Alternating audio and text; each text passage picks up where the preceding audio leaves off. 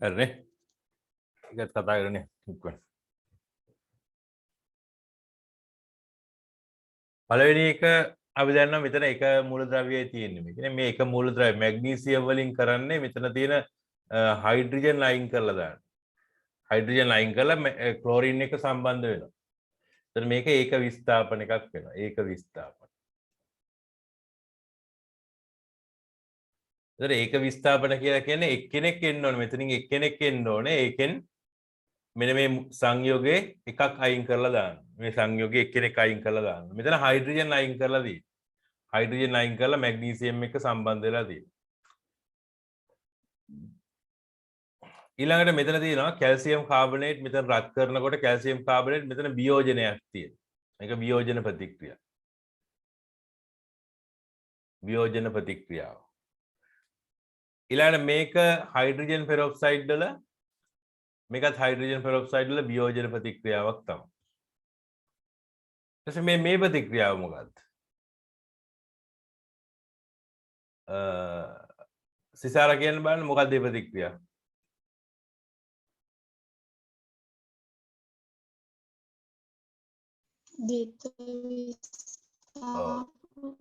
ද්විත්වනේ ද්විත්ව විස්ථාපන ප්‍රතික්‍රියාව. මෙතනත් සංයෝගයක් තියෙන්නේ. ඒ කියන්නේ මූලද්‍රව්‍ය දෙකක සංයෝගයක් මෙතනත් තියෙන්නේ. මෙතනත් මූලද්‍රව්‍යයක් සහ ආයන ඛණ්ඩකයක් තියෙන්නේ මෙතන. ඒතර ඒ ආයන ඛණ්ඩක ඒ ආයන වෙනස්. ඒ කියන්නේ මේ මාරු වෙන එක තමයි මෙතන සිද්ධ වෙලා තියෙන්නේ. කැල්සියම් කාබනේට් එක සම්බන්ධ වෙලා සෝඩියම් ක්ලෝරින් එක සම්බන්ධ. ඒතර අනිවාර්යයෙන් මේක ද්විත්ව විස්ථාපන වෙන්න ඕන. ද්විත්ව විස්ථාපන.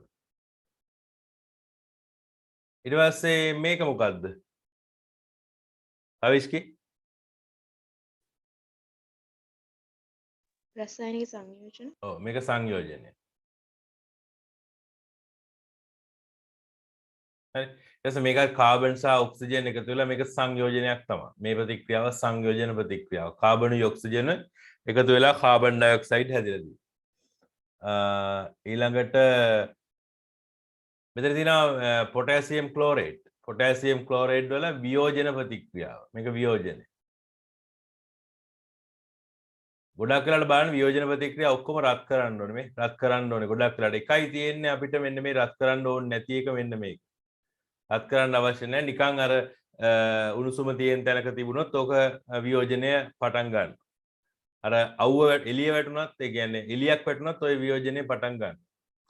ඊට පස්සේ මේකත් අනිවාර්යෙන් වියෝජන ප්‍රතික්‍රියාවක්. ඊළඟට මෙතන තියෙනවා සෝඩියම් හයිඩ්‍රොක්සයිඩ් සහ හයිඩ්‍රොක්ලෝරික් අම්ලය කියන එක. මේ ප්‍රතික්‍රියාව මොකද්ද සයාස මේක මොන වර්ගයකද?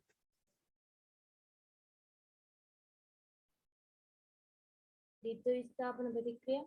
ඔව් මේක ද්විත්ව විස්ථාපන ප්‍රතික්‍රියාව. එතකොට විස්ථාපන මේකට තව එකක් කියන්න පුළුවන්. මෙතන තියෙන බලන්න සෝඩියම් හයිඩ්‍රොක්සයිඩ් කියන්නේ භස්මයක්. සෝඩියම් හයිඩ්‍රොක්සයිඩ් කියන්නේ භස්මයක්. ඊට පස්සේ හයිඩ්‍රොක්ලෝරික් අම්ලය කියන්නේ මේක අම්ලයක්. ඒක සෝඩියම් හයිඩ්‍රොක්සයිඩ් සහ හයිඩ්‍රොක්ලෝරික් අම්ලය එකතු වෙනවා කියන්නේ මේක අම්ල භස්ම ප්‍රතික්‍රියාවක්. ඒ නිසා අපි 11 වසරේදී ඉගෙන ගන්නවා මේ වගේ ප්‍රතික්‍රියා වලට කියනවා උදාසීනීකරණ ප්‍රතික්‍රියා කියලා. උදාසීනීකරණ ප්‍රතික්‍රියා. මේක මේ ද්විත්ව විස්ථාපන ප්‍රතික්‍රියාවක් තමයි. ඒ වුණාට සමහර ලාවට විභාගයට ඕක අපිට ලියන්න වෙනවා උදාසීනීකරණ ප්‍රතික්‍රියාවක් කියලා. අපි මොන වෙලාවලටද එහෙම ලියන්න ඕනේ අර අපි ඒ වෙලාවට කතා කරමු. හරි. එතන මෙතන තියෙනවා සිංක් වලින් කොපර් සල්ෆේට් වල කොපර් අයින් කරලා සල්ෆේට් එක්ක සම්බන්ධ වෙලා තියෙනවා. ඒ කියන්නේ මේක ඒක විස්ථාපන. ඒක විස්ථාපන ප්‍රතික්‍රියාව. හරි. ඒ වවුලක් නෑ එතකොට නේ. ඊළඟට යන් අපි ඊළඟ කොටසට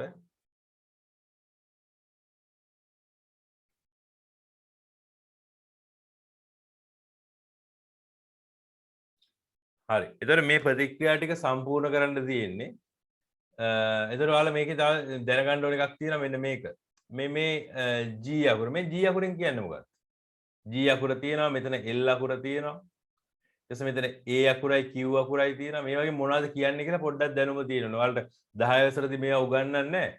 ඒ වුණාට මේක මෙතෙන්දි දාලා තියෙනවා. G අකුරයි L අකුරයි මෙතන තියෙන නම් AQ කියන එකයි විතරයි AQ. මේ අකුරු දාපුවාම අපි මේ දෙයක් කියනවා. ඒවා ටික තමයි මම දැන් කියන්නේ. ඒ ටික දැනගන්න ඕනේ මේ සමීකරණ ටික සම්පූර්ණ කරන්න. ඉස්සෙල්ලා මම මේ G අකුර දාපුවාම මොකක්ද වෙන්නේ කියලා කියන්නම්. G කියලා කියන්නේ ගෑස් කියන එක. වායු අවස්ථාවේ තියෙනවා කියලා තමයි කියන්නේ. වායු. එතන මෙතන ඔක්සිජන් කියන්නේ වායුවක්. අපි දන්නවනේ ඔක්සිජන් කියන්නේ වායුවක් කියන එක. එතන මේ G අකුරෙන් කියන්නේ වායුවක් කියන එක. ඊළඟට මෙතන S අකුර තියෙනවා. S අකුරෙන් කියන්නේ ඝනයක් කියන. මේ තියෙන S අකුර. සෝඩියම් කියන්නේ ලෝහයක්නේ ඝනයක්නේ. ඒතර ඒක ඝනයක් කියන එක තමයි S අකුර දාලා තියෙන්නේ. ඊට පස්සේ L අකුර කියලා කියන්නේ ද්‍රවයක් කියන එක. හරි L අකුර කියන්නේ ද්‍රවයක් කියන එක. ඊළඟට මේකේ තියෙන AQ කියනවා. AQ කියලා කියන්නේ මේක ජලීය ද්‍රාවණයක් කියන එක. ජලීය ද්‍රාවණය. හරි. එතන මේක මේ ටික පොඩ්ඩක් බලන්න මේ ඒ ටික වැදගත් ගොඩක් වැදගත් ඕක. ඒ උනට ඔයාලට 10 වසරේදී ඕක උගන්වන්න නැහැ. දැන් මෙතන අපි ජලය කියන එක H2O කියලා ගන්න පුළුවන් නේ අපිට. හරි. එතන මේ H2O කියන එක L අකුර ගහලා තියෙන H2O තියෙන්න පුළුවන්. සමහර වෙලාවට H2O තියෙන්න පුළුවන් S අකුර ගහලා තියෙන. සමහර වෙලාවට H2O තියෙන්න පුළුවන් G අකුර ගහලා තියෙන. එතන මෙන්න මේ විදිහට අවස්ථා තුනකට තියෙන්න පුළුවන්. එතකොට මේ තියෙන්නේ ද්‍රව අවස්ථාවේ තියෙන ජලය. මේ තියෙන්නේ ඝන අවස්ථාවේ තියෙන ජලය. මේ තියෙන්නේ වායු අවස්ථාවේ තියෙන ජලය. එතකොට ද්‍රව අවස්ථාවේ තියෙන ජලයට අපි ජලය කියලාමයි කියන්නේ. මේකට අපි කියනවා අයිස් කියලා. ඝන අවස්ථාවේ තියෙන එක. වායු අවස්ථාවේ තියෙන එකට ජල වාෂ්ප කියලා කියනවා. සමහර වෙලාවට හිමාලය කියලා කියනවා.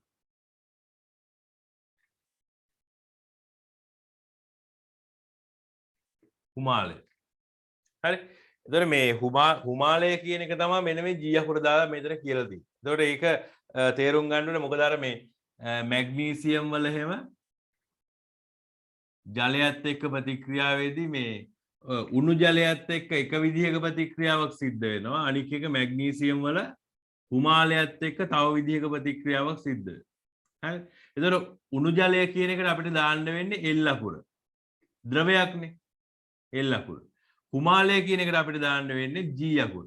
ඒතර අනිවාර්යෙන් මේක බලන කෙනා දන්නවා මේ හිමාලය ගැන තමයි කතා කරන්නේ. මේ G අකුර දාපුවම හිමාලය ගැන තමයි මෙතන කතා කරන්නේ. එතකොට මැග්නීසියම් හිමාලයත් එක්ක ප්‍රතික්‍රියා කරලා හැදෙන්නේ මැග්නීසියම් ඔක්සයිඩ්. හරි. ඒතර මැග්නීසියම් උණු ජලයත් එක්ක ප්‍රතික්‍රියා කරලා හැදෙන්නේ මැග්නීසියම් හයිඩ්‍රොක්සයිඩ්. හරි. අන්න එහෙම මතක තියෙනවා. එතකොට මේකේ මේ අර G අකුර දාපු එකෙන් තමයි මෙන්න මේ අපි ප්‍රතික්‍රියාව අන්තිමේට හැදෙන එක මොකක්ද කියන එක තීරණය කරේ. ඒතර මෙතන නිකම්ම H2O කියලා දාලා තිබ්බනම් අපි දන්නේ මේක ජලයද එහෙම නැත්නම් හිමාලයද. හරි ඒකයි මෙන්න මේ අකුරු පාවිච්චි කරන්න හේතුව. ඒක හර ලේසියට පාවිච්චි කරන එකක්. මේක මේ අන්තර්ජාතිකව පාවිච්චි කරන්නේ ඔන්න ඔය අකුරු ටික තමයි. ඊළඟට ඔය තියෙනවා තමයි මේ L අකුරයි AQ කියන එක අතර වෙනස. දැන් සෝඩියම් ක්ලෝරයිඩ් කියන එක අපිට L අකුර දාන්නත් පුළුවන්. සෝඩියම් ක්ලෝරයිඩ් කියන එක AQ කියලා දාන්නත් පුළුවන්. AQ කියලා දාන්නත් පුළුවන්. ওই දෙකේ වෙනසක් තියෙනවා. හරි. සෝඩියම් ක්ලෝරයිඩ් වලට L අකුර දාලා තිබුණොත් එහෙම අපි ඒකෙන් කියන්නේ ද්‍රව සෝඩියම් ක්ලෝරයිඩ් කියන එක. ද්‍රව සෝඩියම් ක්ලෝරයිඩ්. ඉතින් ද්‍රව කියලා කියන්නේ ද්‍රවයක් හදන්න අපිට වතුරේ දිය කරලා බෑ. ද්‍රවයක් හදන්න නම් රත් කරලා දිය කරන්න ඕනේ. එතකොට සෝඩියම් ක්ලෝරයිඩ් කියන්නේ ලුණු අරගෙන ලුණු කැටයක් අරගෙන ඒක රත් කරලා ද්‍රවයක් බවට පත් කරොත් එහෙම තමයි මෙන්න මේ L අකුර දාන්නේ. එතකොට ද්‍රව සෝඩියම් ක්ලෝරයිඩ් අපි කියනවා තව මේකට විලීන කියලා කියනවා. විලීන හරි ද්‍රව සෝඩියම් ක්ලෝරයිඩ් තමයි මෙන්න මේ L අකුර දාලා අපි ලියන්නේ. AQ කියලා දාලා ලියන්නේ අපි ජලීය සෝඩියම් ක්ලෝරයිඩ්. ජලීය. ඒ කියන්නේ වතුරේ දිය කරලා. ඒ කියන්නේ අපි ගන්නවා ජල භාජනයක් කොහොම ගන්නවා මේකට වතුර පුරවනවා පුරවලා ඉවරලා මේකට දානවා සෝඩියම් ක්ලෝරයිඩ්. දාලා හොඳට කලත්වනවා. කලත්වුවාන් පස්සේ දිය වෙනවා. මෙන්න මේකට තමයි අපි ජලීය සෝඩියම් ක්ලෝරයිඩ් කියලා කියන්නේ. ඒකට අපි AQ කියන සංකේතය තමයි දාන්නේ. හරි. එතකොට ද්‍රව හෝ විලීන සෝඩියම් ක්ලෝරයිඩ් කිව්වොත් ඒකට L අකුර දානවා. ජලීය සෝඩියම් ක්ලොරයිඩ් කිව්වොත් එහෙම ඒකට AQ කියන අකුරු දෙක දානවා. හරි. ඒකත් හොඳට මතක තියාගන්න අපි ප්‍රශ්නෙට යමු.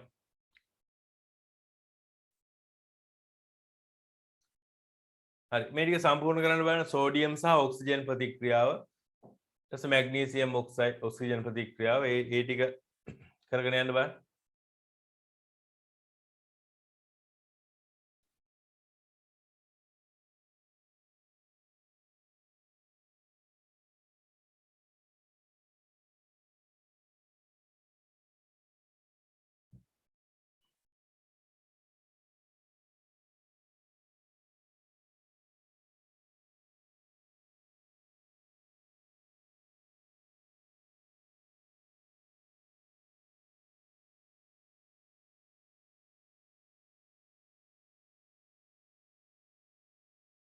මෙතන මම යටින් දාලා තියෙන සංකේත ටික. ඒකත් ඔය කොහේ හරි එතනම ලියාගත්තට කමක් නැහැ. ඒක මේ. ඔයගේ දේවල් දැම්ම මතක තියාගන්න එක හොඳයි.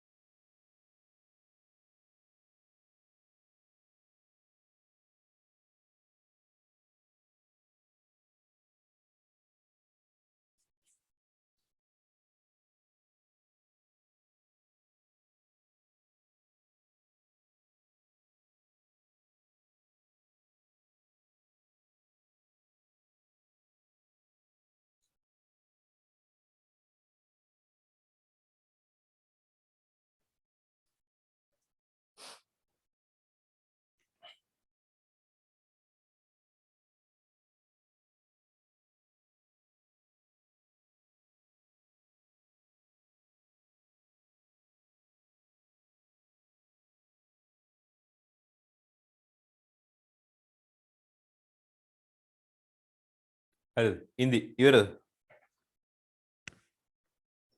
කැමරා ඔන් කරගන්නකො කට්ටිය. නෙත්මි කැමරා ඔන් කරගන්න.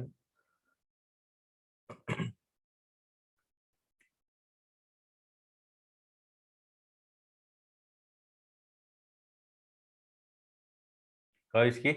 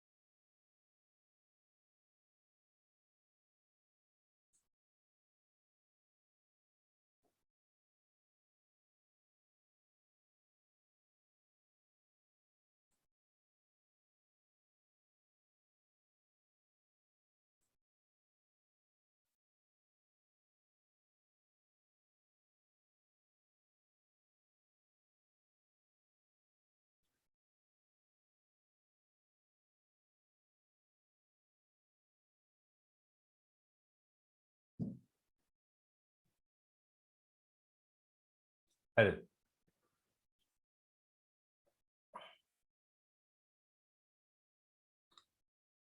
කතා කරන්න යමු එතකොට නේ. බලන්න මේ සෝඩියමුයි ඔක්සිජනුයි ප්‍රතික්‍රියාව. දැන් ඕනෑම ලෝහයකට ඕක තමයි සිද්ධ වෙන්නේ ඔක්සිජන් එක ප්‍රතික්‍රියා කරපුවා. මොකක්ද හැදෙන්නේ? නෙත්ටි කියන්න බලන්න මේකේ මේ සෝඩියමුයි ඔක්සිජනුයි නේ ඕනම එකක් ඔක්සිජන් එක මේ ඔක්සිජන් එක ප්‍රතික්‍රියා කරනවා කියන්නේ මේ හැම අවස්ථාවකදී මෙන්න මේ අවස්ථා ඔක්කොදීම අපි මේකට කියන විශේෂ නමක්. මේ ප්‍රතික්‍රියාවලට විශේෂ නමක් කියන මේක දහනය කියලා තමයි කියන්නේ දහනය. දහනය කියපු ගමන් ඕක ඔක්සිජන් එක ප්‍රතික්‍රියා කරා කියලා තමයි කියන්නේ. ඒක විශේෂ නමක් ඕකට කියන්නේ. එතකොට මේ ඕනෑම ලෝහයක් දහනය වුණාම ඔක්සිජන් එක මොකක්ද හැදෙන්නේ? දැන් මෙතන මේක කියන්නේ සෝඩියමුයි ඔක්සිජනුයි ප්‍රතික්‍රියාවේදී මොකක්ද හැදෙන්නේ? නෙත්මි.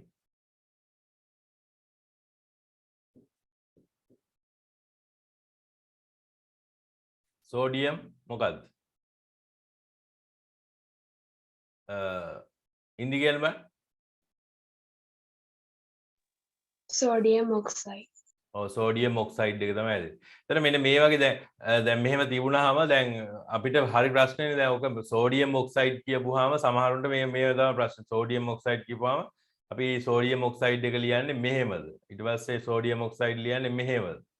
සෝඩියම් ඔක්සයිඩ් ලියන්නේ මෙහෙමද? ඔන්න ඔය ප්‍රශ්නේ තියෙනවා. ඒක නිසා මේවා ලියනකොට මේවා කටපාඩම් කරන්න අවශ්‍ය නැහැ මේවා ඇත්තට. මේවා කටපාඩම් කරන්න අවශ්‍ය නැහැ. මේකේ එන්න ඕනේ අර සංයුජිතතාවය කියන එකේ මතකේ තමයි එන්න ඕනේ. ඒතර අපි දන්නවා සෝඩියම් වල සංයුජිතතාවය එයා පළවෙනි කාණ්ඩය නිසා 1යි. ඔක්සිජන් වල සංයුජිතතාවය එයා 6 වෙනි කාණ්ඩය නිසා 2යි.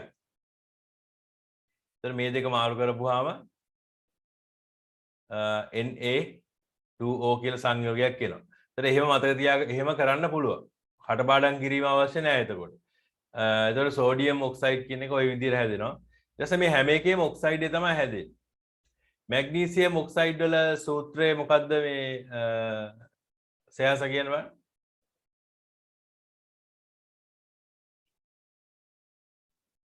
MgO. ඔව් මැග්නීසියම් කියන්නේ දෙවෙනි කාණ්ඩය ඔක්සිජන් කියන්නේ 6 වෙනි කාණ්ඩය. එතකොට මේ දෙන්නගේ සංයුක්තතාවයන් සමානයි. ඒක නිසා MgO කියලා තමයි. ඊට පස්සේ ඇලුමිනියම් ඔක්සයිඩ් වල රසායනික සූත්‍රය Al2O3. එතන මේ වාතයේ දහන ප්‍රතික්‍රියා ටික මේකට අපි කියන්නේ දහනය මේක වාතයේ දහනය කියලා කියනවා. වාතයේ ඒතර වාතයේ දහනය කියලා කියනවා. මේ වාතය කියලා කියන්නේ ඔක්සිජන් තමයි. හරි? වාතයේ දහනය. එතන මේ ඔක්සිජන් එක ප්‍රතික්‍රියාවේදී හැම වෙලාවෙම ඔක්සයිඩ් තමයි හැදෙන්නේ. මතක තියාගන්න හරි ලේසි. ඊට පස්සේ තියෙනවා ජලය. ජලයත් එක්ක ප්‍රතික්‍රියාව. එතන මෙතන තියෙනවා සෝඩියම් ජලයත් එක්ක ප්‍රතික්‍රියාව. මේකේ හැදෙනවා සෝඩියම් හයිඩ්‍රොක්සයිඩ් සහ හයිඩ්‍රජන් වායු H2. හරි. එතකොට මේකේ මම මේවට අර මේකේ තියෙන මේ සංකේත දාන්න යන්නේ නැහැ. හරි මම මේ පාඩමේදී මේවා උගන්වන්නේම නැහැ. මේ මෙතෙන්ට අවශ්‍ය නිසා තමයි අර ඒ ටික කිව්වේ මම. හරි. මේ මෙතන ඒ ටික කියලා තියෙන්නේ එතෙන්ට අවශ්‍ය නිසා. ඒ සංකේත මම එහා පැත්තේ දාන්නේ නැහැ. මොකද ඒවත් දාගෙන උතන මේ පාඩම දඟලන්න ඕනේ නැහැ. අපි ඒවා අවශ්‍ය වෙලාවට ඉගෙන ගමු 11 වසරේ. හරි. ඊට පස්සේ මෙතන තියෙනවා මැග්නීසියම් සහ මෙතන H2O තියෙනවා. මේ ජලය මෙතන තියෙන මේ ජලය මේ උණු ජලය සිසිල් ජලය නෙවෙයි නේ සිසිල් ජලයත් එක්ක මැග්නීසියම් ප්‍රතික්‍රියා කරන්නේ මේක උණු කියලා පෙන්වන්න විදිහක් නැහැ හැබැයි මෙතන ජලය තියෙන්නේ කියලා මේකේ තියෙන එල් අකුර තියෙන නිසා මේ ද්‍රව ජලය තමයි තියෙන්නේ කියලා මෙතනින් තේරෙනවා මෙතනින් හැදෙන්නේ මොනවද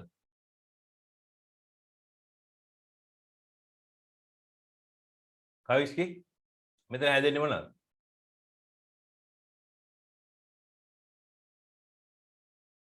magnesium hydroxide magnesium hydroxide උයි ජලය ජලය නෙවෙයි ජලයත් එක්ක ප්‍රතික්‍රියා කරන්නේ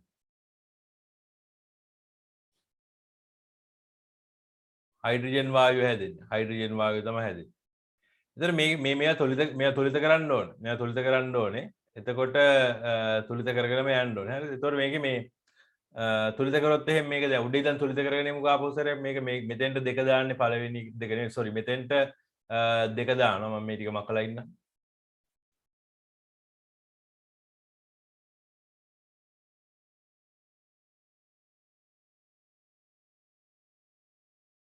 පළවෙනි එකේ අපි මෙතෙන්ට දෙක දාන්න ඕනේ ඊට පස්සේ මෙතෙන්ට හතර දාන්න ඕනේ දෙවෙනි එකේ මෙතෙන්ට දෙක දාන්න ඕනේ මෙතෙන්ට දෙක දාන්න ඕනේ ඊට පස්සේ තුන්වෙනි එකේ මෙතෙන්ට දෙක ඉලක්කම දාන්න ඕනේ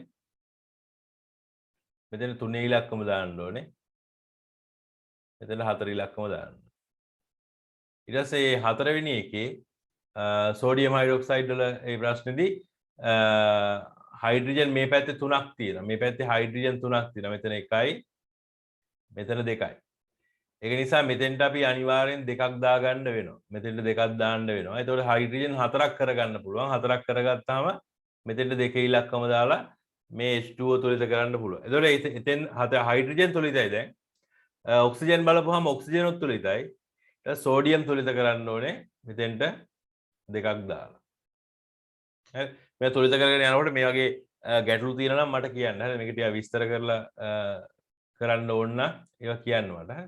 ඒතර මේකේ මැග්නීසියම් හයිඩ්‍රොක්සයිඩ් තියෙනවා. ඊට පස්සේ මෙතෙන්ට දෙක දාපුවාම මේකේ නම් තුලිත වෙලා තියෙන. තුලිත කරලා තියෙන්නේ. මෙතන දෙක දාලා තුලිත කරලා තියෙන්නේ. ඒ නිසා ගැටලුවක් නැහැ. ඔව්. ඊට පස්සේ මැග්නීසියම් H2O gas මෙන්න මේ ප්‍රතික්‍රියාව කොහොමද සිද්ධ වෙන්නේ? සිසාරා. මොනවද හැදෙන්නේ?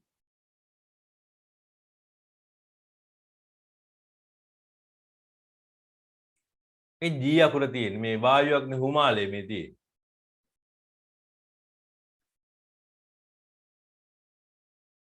මැග්නීසියම් හුමාලයත් එක්ක ප්‍රතික්‍රියාවේදී මොනවද හැදෙන්නේ?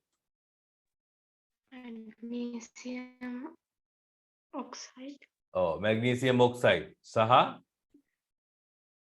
hydrogen හයිඩ්‍රජන් වායු. හයිඩ්‍රජන් වායුව තමයි හැදෙන්නේ. ඒතර මේකත් අපි තුලිත කරන්න ඕනේ නෑනේ මේක තුලිත වෙලානේ තියෙන්නේ. Magnesium oxide hydrogen. ඔය එක තුලිතයි. ඊට පස්සේ මෙතනත් ඇලුමිනියම් නම් මං හිතන්නේ ඔයාලගේ පොතේ දීලා නෑ. දීලා නෑ මං හිතන්නේ මේ ඇලුමිනියම් මොකද්ද හුමාලෙත් එක්ක ප්‍රතික්‍රියාව කියලා. ඒකත් හැදෙන්නේ ඇලුමිනියම් ඔක්සයිඩ් තමයි. Al2O3 ඇලුමිනියම් ඔක්සයිඩ් හැදෙනවා. ඊට අමතරව හයිඩ්‍රජන් හැදෙනවා. ඒතර මේක නම් තුලිත කරන්න ඕනේ. තුලිත කරන්න මෙතෙන්ට අපි දෙකේ ඉලක්කම දාන්න ඕනේ. මොකද මේක ඔක්සිජන් 3ක් නේ තියෙන්නේ. ඔක්සිජන් 3ක් තියෙනකොට ඒක තුලිත කරන්න නෑ දෙකේ ඉලක්කමක් දාන්න ඕනේ නැතෙන්.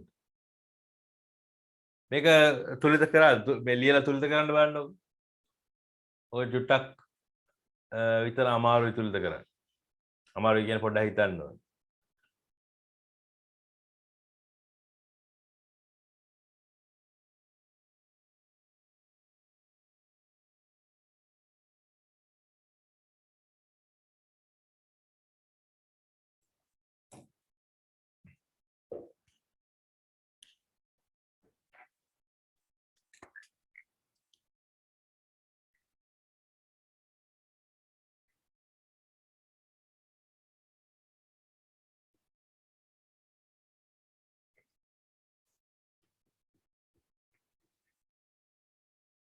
බලන්න මේකෙදී මේ ඇලුමිනියම් මං කියලා තියෙනවා මෙන්න මේ තනියෙන් ඉන්න කට්ටිය පස්සේ තුලිත කරන්න කියලා නේ. සලින් ඉන්න කට්ටිය පස්සට තියන්න. එයාලා පස්සේ තුලිත කරන්න. ඉස්සෙල්ලා මෙන්න මේ කට්ටිය තුලිත කරගෙන ඉන්න. දැන් මෙයාගේ ඔක්සිජනුයි මෙයාගේ ඔක්සිජනුයි ඉස්සෙල්ලා තුලිත කරන්න. හරි. මේ පැත්තේ ඔක්සිජන් 3ක් ඉන්නවා. මේ පැත්තේ ඔක්සිජන් එක්කෙනා ඉන්නේ. එතකොට අපි මෙතෙන්ට 3ක් දාගන්න. හරි. 3ක් දාගන්න. ඊට පස්සේ හයිඩ්‍රජන් බලනවා 3 අරක් 2 6යි. එහෙනම් මෙතෙන්ටත් 3ක් දාන්න ඕන. එතකොට හයිඩ්‍රජන් ඔක්සිජන් මේ දෙක හරි. දැන් ඇලුමිනියම් තියෙන්නේ. ඇලුමිනියම් මෙතන දෙකක් තියෙනවා. මෙතෙන්ට අනිවාර්යෙන් දෙකක් දාන්න වෙනවා. එතන ඔය තියෙන තුලිත සමීකරණය තමයි. හරි. ඊළඟට තියෙනවා මෙතන සෝඩියම් සහ හයිඩ්‍රොක්ලෝරික් අම්ලය අතර ප්‍රතික්‍රියාව. සෝඩියම් ධන හයිඩ්‍රොක්ලෝරික් අම්ලය HCl. හයිඩ්‍රොක්ලෝරික් අම්ලයත් එක්ක ප්‍රතික්‍රියාව මේ ප්‍රතික්‍රියාවේදී හැදෙන්නේ මේක ලෝහ සහ තනුක අම්ල අතර ප්‍රතික්‍රියාවක්. එතකොට සිද්ධ වෙන්නේ ලෝහේ ලවණය හදනවා. ඒ කියන්නේ සෝඩියම් ක්ලොරයිඩ් හැදෙනවා. ධන H2 හයිඩ්‍රජන් වායුව හැදෙනවා. හරි. එතකොට මේ ඕනෑම ලෝහයක් ලවණයක් එක්ක ප්‍රතික්‍රියා කරපුවාම ওই සිද්ධිය තමයි වෙන්නේ. ඊට සෝඩියම් සහ අපි තව ගත්තොත් උදාහරණයක් සෝඩියම් සහ සල්ෆියුරික් අම්ලය H2SO4 මේ ප්‍රතික්‍රියාවෙන් මොනවද හැදෙන්නේ? ඉතින් මොකද්ද මේ ප්‍රතික්‍රියාවෙන් හැදෙන්නේ? සෝඩියමුයි සල්ෆියුරික් අම්ලය. ඒක දාලා නැහැ නේ මේකේ නේ. මොනවද හැදෙන්නේ? sodium sulfate ඔව්.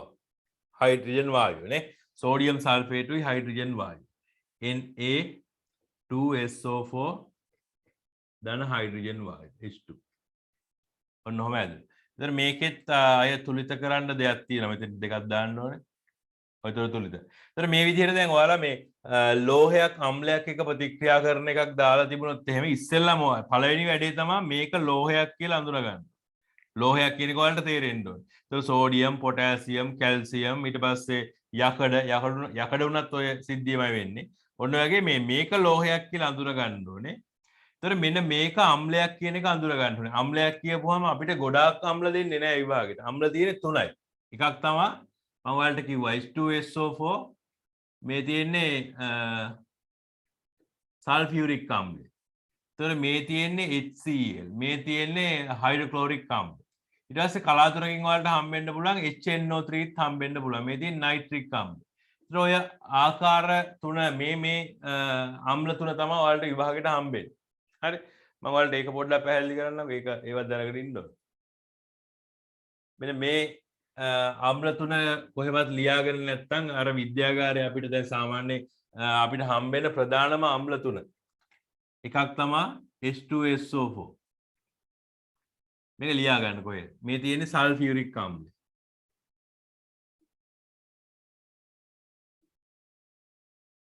මේ අමතක වෙන්න බෑ. හරි. ඊළඟට HCl.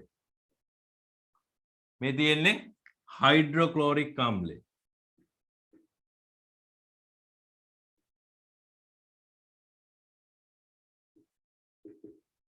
හයිඩ්‍රොක්ලෝරික් අම්ල.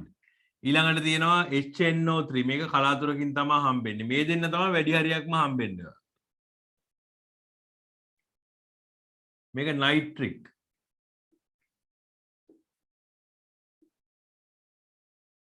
නයිට්‍රික් අම්ල. එතකොට මෙන්න මේ අම්ල තුනත් එක්ක ලෝහයක් ප්‍රතික්‍රියාව තමයි ඔයාලට දෙන්නේ ගොඩක් වෙලාවට. දැන් මම මෙතන දාලා තියෙනවා සෝඩියම් සහ හයිඩ්‍රොක්ලෝරික් අම්ලයත් එක්ක ප්‍රතික්‍රියාව. ඊට සෝඩියම් සල්ෆියුරික් එක්ක ප්‍රතික්‍රියාව.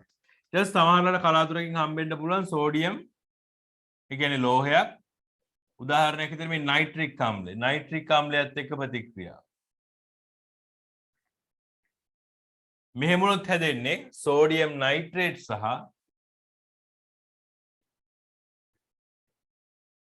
H2. ඉතින් හැම වෙලාවෙම බලන්න ලෝහයක් අම්ලයත් එක්ක ප්‍රතික්‍රියා කරනකොට මේ ලෝහය මේ අම්ලයේ තියෙන මෙන්න මේ හයිඩ්‍රජන් ඇරුණාම ඉතුරු කොටස තියෙනවානේ මෙන්න මේ කොටස. මේකේ මේ කොටස. මේකේ මෙන්න මේ කොටස. මේකේ මෙන්න මේ කොටස.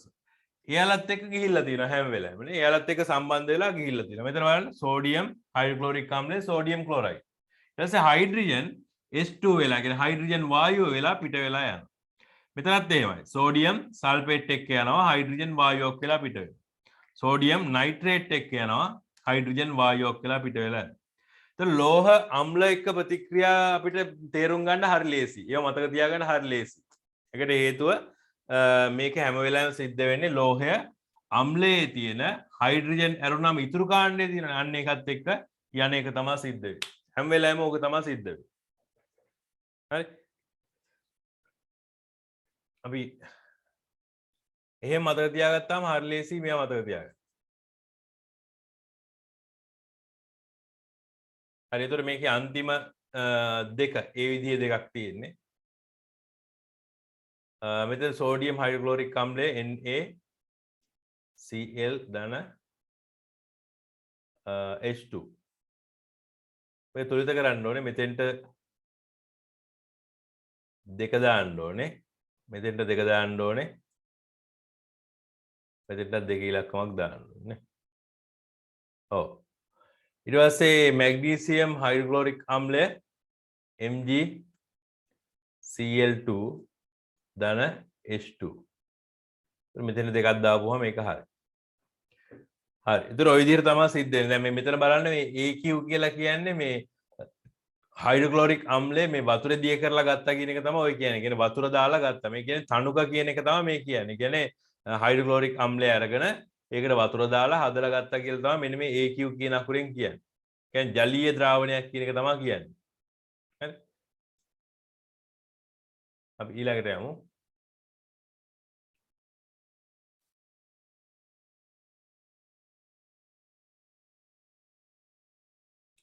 මේ දෙවෙනි එක හදන්න බෑ. මේ කරන්න බලන්න ඕක ප්‍රශ්න ටිකට උත්තර ලියන්න තියෙයි.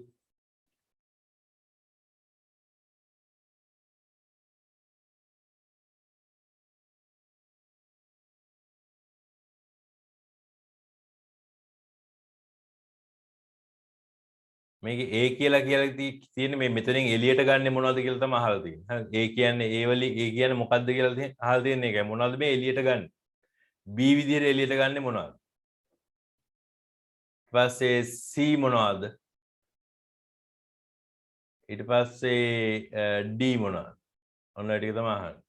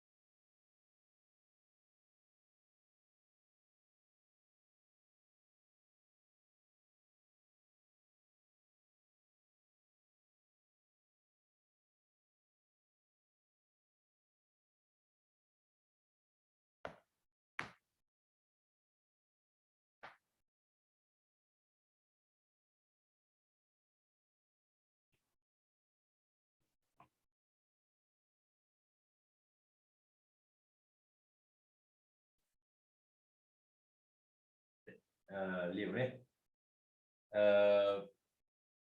මොකද්ද මේ උපකරණේ මේ නෙත් පිගියන වල මොකද්ද මේ උපකරණේ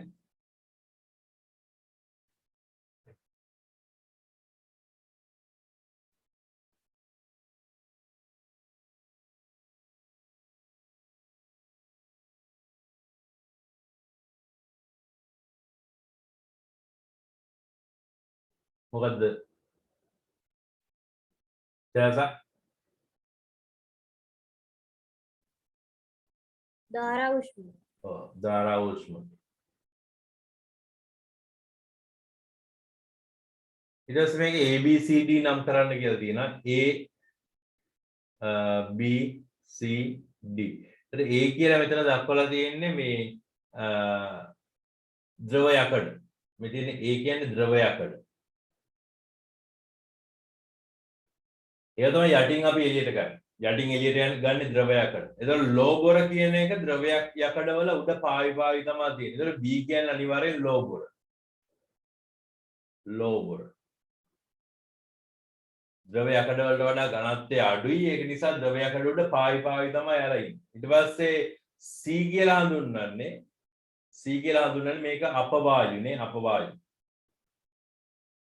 අපවායු. ඒ කියන්නේ පිට වෙලා යන වායුන් ටික තමයි C කියලා හඳුන්වන්නේ. ඊට පස්සේ D කියලා හඳුන්වන්නේ මේක අපි මෙතෙන්ට අමුද්‍රව්‍ය කියලා දැම්මම නම් ඇති. මොකද මෙතන ඒ ද්‍රව්‍ය ටික ඊළඟට අහනවා. D කියන්නේ අමුද්‍රව්‍ය.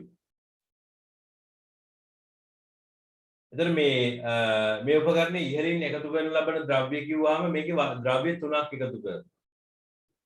මොනවද ඉන්දී අර එකතු කරන ද්‍රව්‍ය තුන D විදිහට උඩින් එකතු කරන ද්‍රව්‍ය තුන මොනවද? හුණුගල් හිමටයිට්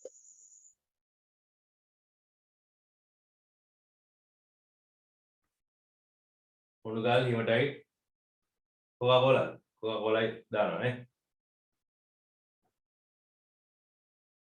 කෝක් දානවානේ කෝක් කියලා කියන්නේ කාබන්ම තමයි කෝක් කියලා කියන්නේ. එතන මේකේ උඩින් දානවා හුණුගල්. ඒ කියන්නේ කැල්සියම් කාබනේට් කියලා දැම්මත් ප්‍රශ්නයක් නැහැ ඔකට. හුණුගල් කියන්නේ calcium carbonate CaCO3. Calcium carbonate දාන්න පුළුවන්. ඊළඟට කෝක් දාන්න පුළුවන්. ඒ කියන්නේ කාබන්. ඊළඟට දාන්න පුළුවන් හිමටයිට් Fe2O3. ඉතින් ඔය ටික තමයි දාන්න පුළුවන්. ඔය ටික තමයි දාන්නේ අපි. तर මේ වගේ නම් ටික ලියුවත් ප්‍රශ්නයක් නැහැ. කැල්සියම් කාබනේට් කියන්නේ හුණුගල්, කාබන් කියන්නේ කෝක්, Fe2O3 කියන්නේ හිමටයිට්.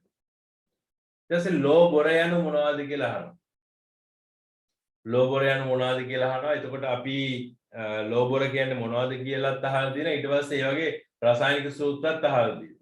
ඒ නිසා මෙතනදී රසායනික සූත්‍රය නෙවෙයි ලෝ බොර කියන්නේ මොකක්ද කියලා ඉස්සෙල්ලා කියන්නේ. ලෝ බොර කියලා කියන්නේ යකඩ නිෂ්පාදනයේදී නිපද වෙන අපද්‍රව්‍ය. යකඩ නිෂ්පාදනයේදී නිපද වෙන අපද්‍රව්‍ය. දැන් යකඩ නිෂ්පාදනයේදී හැදෙන අපද්‍රව්‍ය ටික තමයි අපි ලෝ බොර කියලා හඳුන්වන්නේ. හරි. ඊට පස්සේ මේ ලෝ බොර නිපද වෙද්දී අපි ප්‍රතික්‍රියා ටික බැලුවොත් මෙන්න මේ ප්‍රතික්‍රියා ටික දෙක මතක තියාගන්න. අපි දන්නවා මේ යකඩ නිෂ්පාදනයේදී යකඩ යපස්වල අඩංගු අපද්‍රව්‍ය දෙකක් තමයි මෙන්න මේ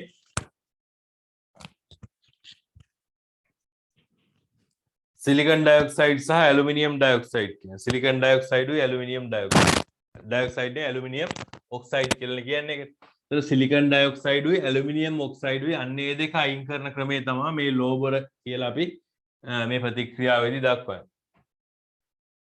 එතකොට මේ ප්‍රතික්‍රියා දෙක මතක තියෙන්න ඕනේ. Silicon dioxide SiO2 aluminium oxide Al2O3. හරි. ඉතින් සිලිකන් ඩයොක්සයිඩ් උයි කැල්සියම් කාබනේට් උයි ප්‍රතික්‍රියා කරලා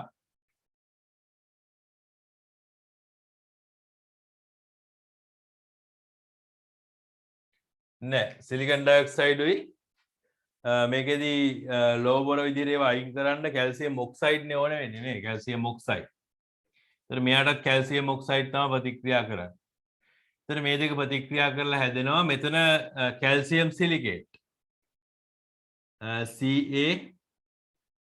CaSiO3 නේ කැල්සියම් සිලිකේට් ඊළඟ මෙතන හැදෙනවා කැල්සියම් ඇලුමිනේට් CaAl2O4 මං හිතන්නේ O4 ඔව් එතන මෙන්න මේ දෙක එතන ලෝබර වල රසායනික සූත්‍රය කියලා අපිට ලියන්න වෙන්නේ මේ දෙක CaSiO3 CaAl2O4 ඔන්න ඔය දෙක තමයි ලියන්න තියෙන්නේ අහලා තියෙන ප්‍රශ්නයකනේ ලෝබර වල රසායනික සූත්‍ර මොනවද කියලා තමයි අහලා තියෙන්නේ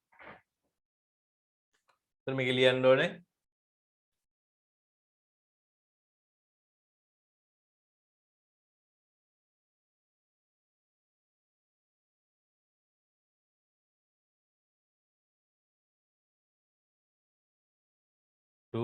ඊට පස්සේ කැල්සියම් ඇලුමිනියම් CaAl2O4 මේක තමයි ලියන්න ඕනේ ඊට පස්සේ යකඩ නිස්සාරණයේදී අදාළ රසායනික ප්‍රතික්‍රියා ටික අහුවාම මේකේ මුලක ඉඳලාම අපි ලියන්න ඕනේ අර කාබන් ඔක්සිජන් එක ප්‍රතික්‍රියා කරපු එළේ ඉඳන් ඒව ටික තමයි මෙතන ලියන්න ඕනේ කැල්සියම් කාබන් ඔක්සිජන් එක ප්‍රතික්‍රියා කරපුවම කාබන් ඩයොක්සයිඩ් හැදෙනවා ඊළඟට කාබන් ඩයොක්සයිඩ් ආපහු කාබන් එක ප්‍රතික්‍රියා කරනවා ප්‍රතික්‍රියා කරලා කාබන් මොනොක්සයිඩ් හැදෙනවා එතන මේ ප්‍රතික්‍රියාව තුලිත කරන්න ඕනේ මෙතෙන්ට දෙකේ ඉලක්කමයි මෙතෙන්ට දෙකේ ඉලක්කමයි දාන්න ඕනේ ඊට පස්සේ කාබන් මොනොක්සයිඩ් හිමටයිට් එක ප්‍රතික්‍රියා කරලා යකඩ නිස්සාරණය වෙනවා Fe හැදෙනවා ඊට පස්සේ කාබන් ඩයොක්සයිඩ් උත් හැදෙනවා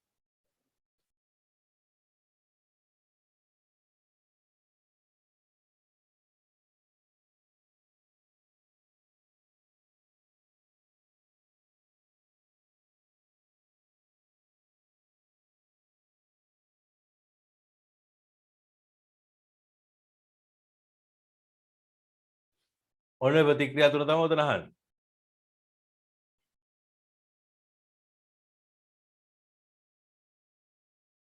හරි අපි විනාඩි 5ක විතර පොඩි බ්‍රේක් එකක් කරන් ඊළඟ ටික ඊළඟ ටික කරමු ඊළඟට ඔයාලා විනාඩි 5ක බ්‍රේක් එකක් අරගෙන ඇවිල්ලා මේ ටික පටන් ගන්න මෙතනින් පල්ලහැට හරි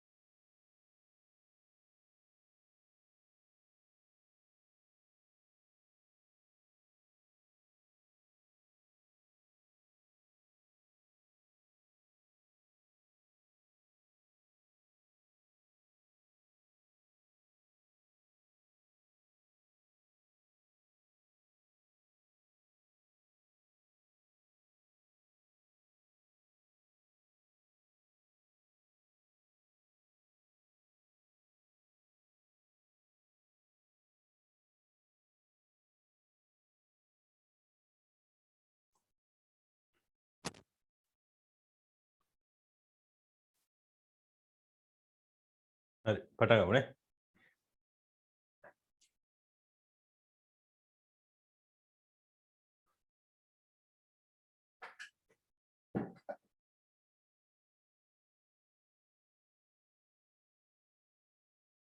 කැමරා ඔන් කරගන්න.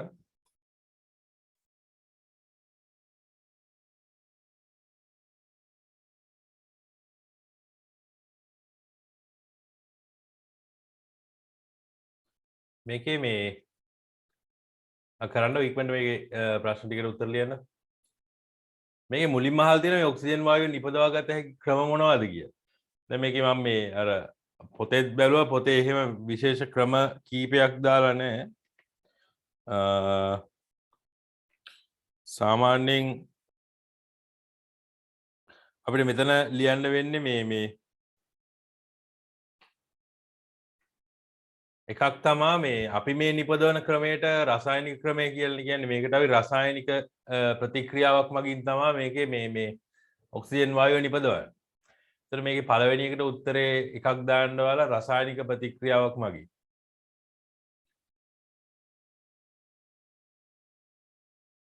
රසායනික ප්‍රතික්‍රියාවක් මගින්.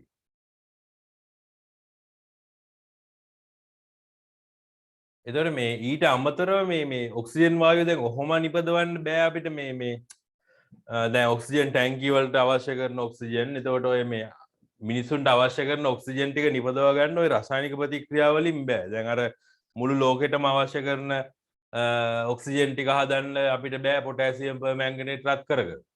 පොටෑසියම් පර්මැංගනේට් රත් කරලා ඒ වැඩේ කරන්න බෑ.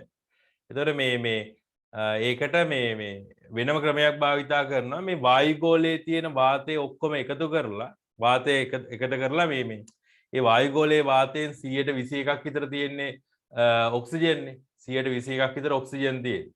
ඒතර ඒ වායුගෝලයේ වාතයෙන් වෙන් කරගන්න ක්‍රමයක් තියෙනවා. ඒක නිපදවන ක්‍රමයක් කියලා ගන්න බෑ. ඒක නිසා ඕක ඇති. ඔයිට වඩා අවශ්‍ය නැහැ මේ රසායනික ප්‍රතික්‍රියාවක් මගින් කියලා ලියපුවාම ඇති. හරි. එහෙම නැත්නම් මේ ඔක්සිජන් ඇත්තටම ওই කර්මාන්තවල එහෙම ඔක්සිජන් හදන්නේ වෙන්න මෙහෙමයි. වායුගෝලීය වාතය ගන්නවා. වායුගෝලයේ වාතය ගන්නවා මේකේ 121ක් විතර ඔක්සිජන්. කියන්නේ ඔක්සිජන් ලොකු ප්‍රතිශතයක් තියෙනවා. ගොඩක් තියෙන ඔක්සිජන් වායුගෝලයේ ඔක්සිජන් ගොඩක් තියෙනවා. ඊළඟට නයිට්‍රජන් තියෙනවා 178ක් විතර. ඊට පස්සේ කාබන් ඩයොක්සයිඩ් ඊට පස්සේ ආගන් ඊට පස්සේ ඔය එක එක වායුන් වර්ග තියෙනවා. එතන මේකෙදි ඉස්සෙල්ලාම කරන්නේ අපි මේ වායුන් ඔක්කොම අරගෙන මේ ද්‍රව බවට පත් කරනවා. එතන මේක සිසිල් කිරීම මගින් ද්‍රව බවට පත් කරනවා. හරි ද්‍රව බවට පත් කරලා සාමාන්‍යයෙන් මේවා ඔක්කොම ටික ද්‍රව වෙන්න සෙල්සියස් අංශක ඍණ 150ක් විතර අවශ්‍යයි. සෙල්සියස් අංශක ඍණ 150කට විතර උෂ්ණත්වය අඩු කරනවා. අඩු කරන් පස්සේ මේවා ඔක්කොම ද්‍රව බවට පත් වෙනවා. ද්‍රව බවට පත් වුණාන් පස්සේ උෂ්ණත්වය පොඩ වැඩි කරගෙන යනවා. ඊට පස්සේ එක උෂ්ණත්වයකදී ඔක්සිජන් නැවත වායුවක් බවට පත් වෙනවා. එතකොට ඒවා ටික වෙන් කරගන්න. ඊට පස්සේ තව උෂ්ණත්වයකදී නයිට්‍රජන් වායුන් බවට පත් වෙනවා. එතකොට ඒවා වෙන් කරගන්න. එතකොට මේ වායුන් බවට පත් වෙන එක්කෙනා වෙන් කරගන්න පුළුවන්. අන්න එහෙම තමයි ඒක වෙන් කරගන්න ක්‍රමය. ඒක ඔයාලට කොහෙදිවත් හම්බෙන්නේ නැහැ. ඒ කියන්නේ 11 අවසරදිවත් ওই ක්‍රමේ ඔයාලට කියලා දෙන්නේ නැහැ. ඒක නිසා ඒක එච්චර වැඩක් නැහැ. ඔයාලා මේ මතක තියාගන්න මේ ඔක්සිජන් වායුව නිපදවන්නේ රසායනික ප්‍රතික්‍රියාවක් මගින් කියන එක. හරි. රසායනික ප්‍රතික්‍රියාවක් මගින් තමයි ඔක්සිජන් වායුව නිපදවගන්නේ. සර් ඒකට ලියන්න පුළුවන්ද පොටෑසියම් පර්මැංගනේට් වියෝජනයෙන් කියලා? එහෙම ලියන්න පුළුවන්. එහෙම ලියන්න ගියොත් එහෙම මේක මේ හතරක් තියෙනවා නේ ලියන්න. හතරක් ලියන්න තියෙනවා රසායනික ප්‍රතික්‍රියාවක් මගින් කියලා ලිව්වත් නෑ ගැටලුවක් නෑ. ඔය මොන උත්තරේ දුන්නත් ඕකට ප්‍රශ්නයක් නෑ. මොකද මේ ඔයාලට තියෙන එකම ක්‍රමයයිනේ. රසායනික ප්‍රතික්‍රියාවක් මගින් ඔක්සිජන් නිපදවන ක්‍රමය විතරයි මෙතන කතා කරන්නේ. ඒක නිසා මේ ඔයාලට එහෙම ලිව්වත් ගැටලුවක් නෑ. හරිද? පොටෑසියම් පර්මැංගනේට් වියෝජනය, පොටෑසියම් නයිට්‍රේට් වියෝජනය, ඊට පස්සේ හයිඩ්‍රජන් පෙරොක්සයිඩ් වියෝජනය, ඊට පස්සේ පොටෑසියම් ක්ලෝරේට් වියෝජනය, අන්න ඒ වගේ දේවල් ලිවට ප්‍රශ්නකුත් නෑ ඔකට. හරි? එහෙම ගැටලුවක් නෑ. අනික ඒවා ලියන්න බලන්න උත්තර.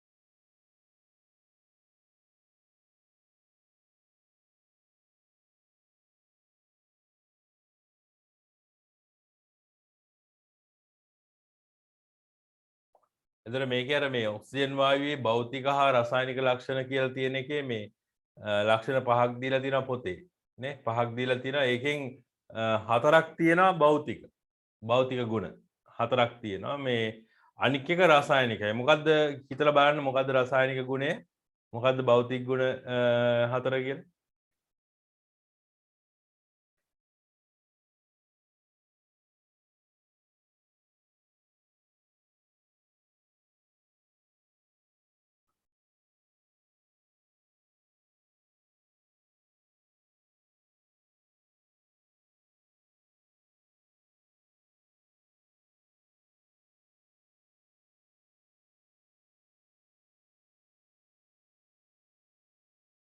හරි. එතකොට මේ මොනවාද මේ අපිට මේ පොතේ දීලා තියෙන ඒවාකින් මේ රසායනික ගුණයක් තියෙනවා. දැන් අපි මේ ඔක්සිජන් වායුවේ භෞතික ගුණ හතරක් ලියන්න කියපුවාම මේකට කෙලින්ම අපි දහන පෝෂකයක් කියලා ලිව්වොත් වැරදි. දහන පෝෂකයක් කියලා ලිව්වොත් වැරදි. මේකට වැරදින්න හේතුව තමයි මේ දහනය කියන්නේ රසායනික ප්‍රතික්‍රියාවක්. අපි දන්නවානේ දහනය කියන්නේ රසායනික ප්‍රතික්‍රියාවක්. ඒතකොට දහන පෝෂකයක් කියලා කියන්නේ මේක රසායනික ගුණයක් විදිහට ගන්න පුළුවන්. සමහර විට මේකට වරදි දාන්න පුළුවන්. වැරදි දාන්න පුළුවන්. ඒක නිසා මේ හොඳම එක තමයි මේක ලියන්න ඕන අනික් ඒවා ටික. ඝනත්වය සාමාන්‍ය අර සාමාන්‍ය වාතයට වඩා ඝනත්වයෙන් වැඩි. ඊට පස්සේ සාපේක්ෂ අණුක ස්කන්ධය 32යි. ඊට පස්සේ ජලයේ සුළු වශයෙන් දිය වේ. අවර්ණය ගන්ධයක් නැත. එතකොට අවර්ණයේ ගන්ධයක් නැත කියන එක කරුණු දෙකක් විදිහට උනත් ලියන්න පුළුවන්. හරිද? එතකොට අන්න ඒ වගේ ඒවා ලියන්න මේ දහන පෝෂකයක් කියන එක රසායනික ගුණයක්. භෞතික ගුණයක් නෙවෙයි. හරි? ඊළඟට පහත සමීකරණය තුලිත කරන්න කියලා තියෙනවා. මේක තුලිත කරපුවාම කොහොමද ආවේ? ඉන්දි කොහොමද මේකට අංක ටික ආවේ? සර් තාම එක් කරේ කරන්න.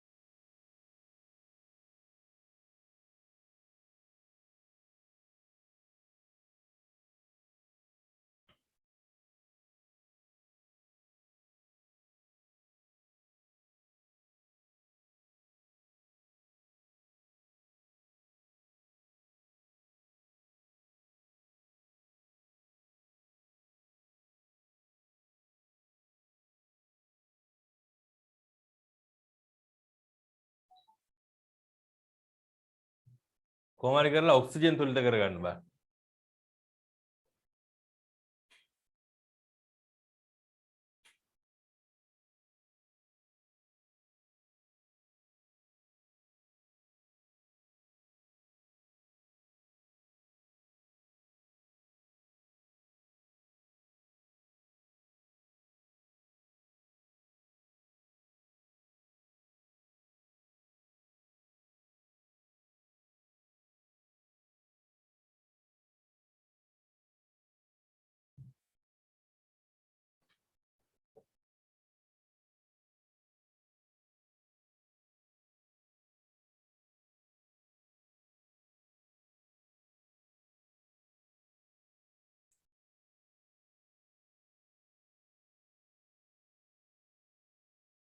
සයාස කොහොමද ආවේ මේකට අංක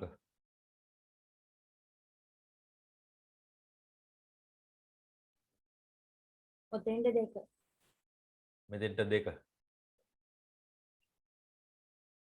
ඊට පස්සේ දෙක එතන පොටෑසියම් නයිට්‍රේට් ඉස්සර දෙක මේකේ මේ අපි මේක හරි හදලා ගන්න විදිහ මේකේ මේ අපි මේ ඔක්සිජන් තමයි තුලිත කරගන්න ඕනේ ඉස්සෙල්ලාම ඔක්සිජන් තුලිත කරගන්න ඕනේ දැන් මෙතන අපි බැලුවොත් පොටෑසියමුත් සමානයි නේ මෙතන 1යි මෙතනත් 1යි නයිට්‍රජන් උත් සමානයි මෙතනත් 1යි මෙතනත් 1යි ඒතර අපි හැම වෙලාවෙම මේ ඔක්සිජන් තමයි මෙතන තුලිත කරගන්න ඔක්සිජන් තුලිත කරගන්නකොට මේ සමීකරණයේ මෙන්න මේ පැත්තේ දකුණු පැත්තේ ඔක්සිජන් 4ක් තියෙනවා වම් පැත්තේ ඔක්සිජන් 3යි තියෙන්නේ. එතකොට ඒකත් අර ආසන්න වශයෙන් සමානයි වගේ. එහෙම ආපුවාම අපි මේ ඔක්සිජන් තුලිත කරගන්න නම් අනිවාර්යෙන් මෙතෙන්ට දෙකක් දාන්නම වෙනවා. මේක 3 වරක් 2 6ක් වෙනවා. ඒතකොට ඔක්සිජන් මෙතන 3 වරක් 2 6යි. එතකොට මේ අර ඉරට්ටේ සංඛ්‍යාවක් කරගන්න ඕනේ. ඉරට්ටේ සංඛ්‍යාවක් කරගත්තාන් පස්සේ තමයි මෙන්න මේ පැත්තේ අපිට ඒක හදාගන්න පුළුවන්. ඒතකොට මෙතෙන්ටත් දෙක දානවා. දාපුවාම සමීකරණය තුලිත වෙනවා. ඊට පස්සේ ඊළඟ සමීකරණය මේකේ කොහොමද එන්නේ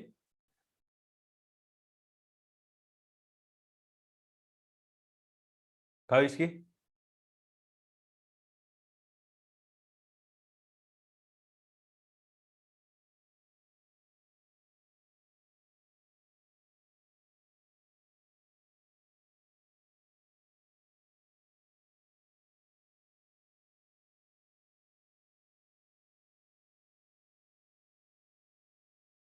මේ මොනවද මේ මොනවද මේ රත් කරලා දෙන්නේ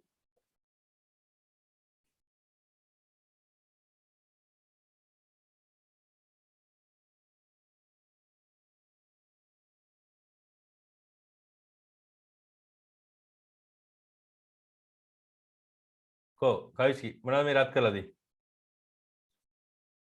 පොටෑසියම් පර්මැංගනේට් ඔව් එතකොට මේක තුලිත කරනකොට කොහොමද අපි අංක යෙදෙන්නේ කොහොමද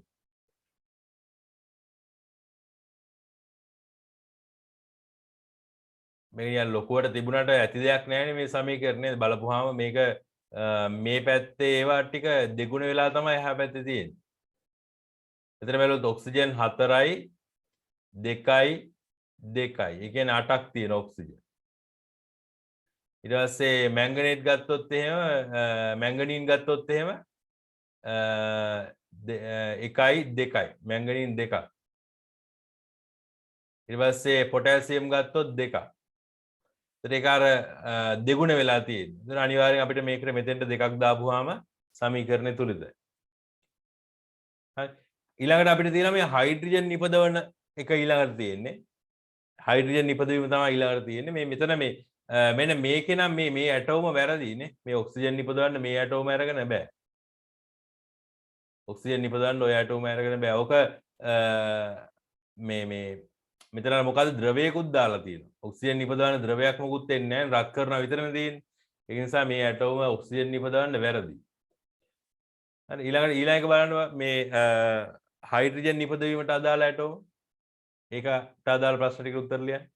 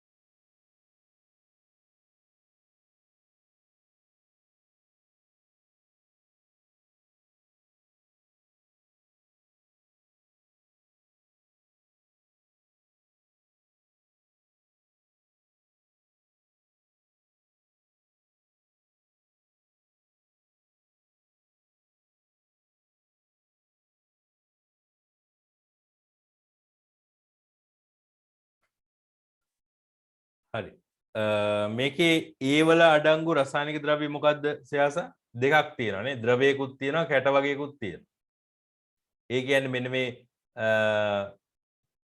ද්‍රවයට තමයි ගහලා තියෙන්නේ ද්‍රාවණයට තමයි ගහලා තියෙන්නේ ඊතලේ. එතන මොකද්ද මේ ද්‍රාවණේ? තනක හයිඩ්‍රොක්ලෝරික් අම්ලය. ඔව් ඊට පස්සේ මේ කැට මොනවාද මේ? හුණු ගල්. ඔව් හුණු ගල් තමයි තියෙන්නේ. එතන මේකේ ඒ කියන ඒ තුල අඩංගු රසායනික ද්‍රව්‍ය කුමක්ද කියලා අහපුවා මේක අර ප්ලාස්කුව නම් මේකේ තියෙන මේ කේතු ප්ලාස්කුවක් නේ. කේතු ප්ලාස්කුව තුල අඩංගු ඒවා ගත්තොත් නම් මෙතන කැල්සියම් කාබනේටුයි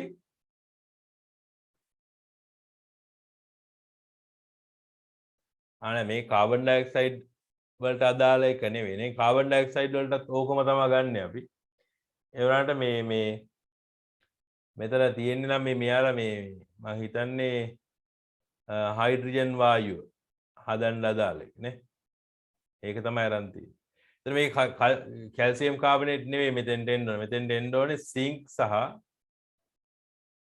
තනුක හයිඩ්‍රොක්ලෝරික් අම්ල. ඔන්නක තමයි එන්නේ. එතන මේ මෙයාලා මේ කැල්සියම් කාබනේට් අර යට වෙනම තියෙනවා මේ කාබන් ඩයොක්සයිඩ් වායුව හදන්න අදාළ එක. මේක ඉතින් අපිට වැරදුන්නේ නැහැ. මොකද මේ මෙයාලා තමයි වරද්දලා තියෙන්නේ. මොකද මේක අර කියලා නැහැ මුලින් මොකද්ද කරන්න යන්නේ මෙතන කියලා. මොකද දෙකටම එකම ඇටෝමනේ එන්නේ. කාබන් ඩයොක්සයිඩ් හදන්නත් හයිඩ්‍රජන් වායුව හදන්නත් දෙකටම එකම ඇටෝම තමයි එන්නේ. එතකොට මේකෙදි නම් හයිඩ්‍රජන් වායුව සෑදීම සඳහානේ. එතකොට මේක එන්න ඕනේ තනුක හයිඩ්‍රොක්ලෝරික් අම්ලයයි සිංක් කියන එක. ඊට පස්සේ මෙතන සිංක් වලට මෙතන HCl දාන්න ඕනේ. ඒක තමයි ප්‍රතික්‍රියාව සම්පූර්ණ වෙනවා එතකොට. එතකොට මේකේ ඉස්සරහින් දෙකේ ඉලක්කම එන්නත් ඕනේ. HCl ඉස්සරහින් දෙකේ ඉලක්කම එන්නත් ඕනේ. හරි. එතකොට මේ ප්‍රශ්නේ එහෙම හරි. ඊළඟට කාබන් ඩයොක්සයිඩ් හැදෙන එක ප්‍රශ්නයක් අහලා තියෙනවා. ඒකට යන්න බෑ.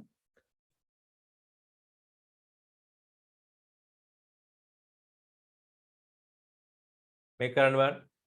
කාබන් ඩයොක්සයිඩ් වායුවේ භෞතික ගුණ මොනවාද?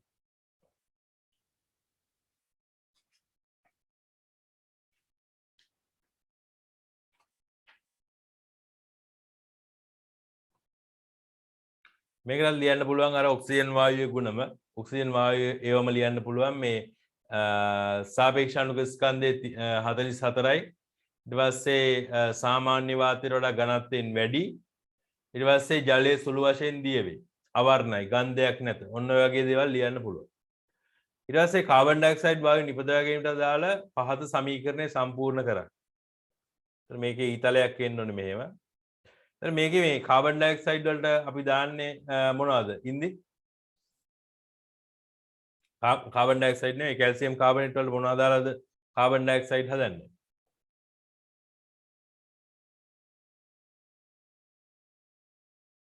කැල්සියම් කාබනේට් වලට දාන අම්ලය මොකක්ද? හයිඩ්‍රොලික්.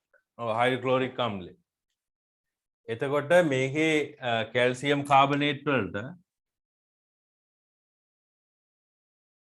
හයිඩ්‍රොක්ලෝරික් අම්ලය දාපුවාම කැල්සියම් ක්ලෝරයිඩ් හැදෙනවා.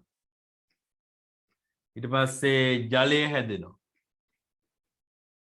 ඊට අමතරව කාබන් ඩයොක්සයිඩ් හැදෙනවා. අර ඉඩමදි නිසා මෙතන ලියලා තියෙනවා. එතකොට මේකේ සමීකරණය තුලිත කරගන්න ඕනේ. අනිවාර්යයෙන් මෙතන දෙකක් දාන්න වෙනවා. ඊට පස්සේ හරිනේ.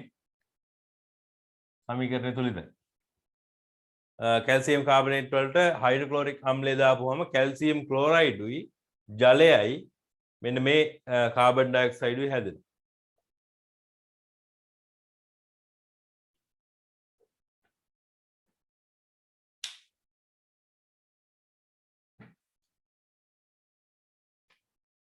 මෙයාට හිස්තැන් වලට මොනවද දෙන්නේ? කාබන් ඩයොක්සයිඩ් දහන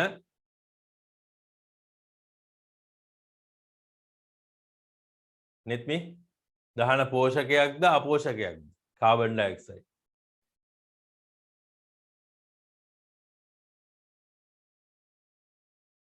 අවිස්කි මේක අපෝෂකයක් නේ. අපෝෂක වායුවකි ගිනි නිවීම සඳහා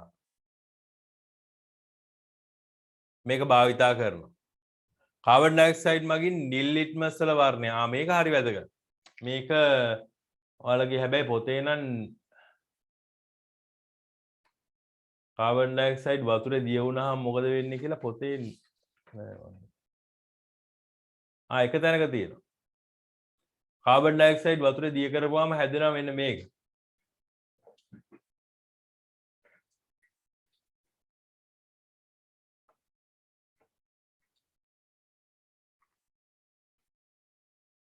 ඔයාලගේ අර සෝඩා වතුර හදන්න කාබන් ඩයොක්සයිඩ් ගන්නවා කියන එකේදී මේ කාබන් ඩයොක්සයිඩ් වතුර දිය කරපුවාම හැදෙන අම්ලය මොකක්ද කියන එක කියලා තියෙනවා. කාබන් ඩයොක්සයිඩ් වල භාවිත කියන එකේ දෙවෙනි එක.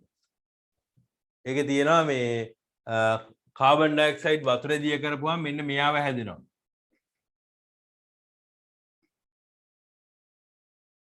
මේක අම්ලයක්. මොකද්ද මේ අම්ලේ නම?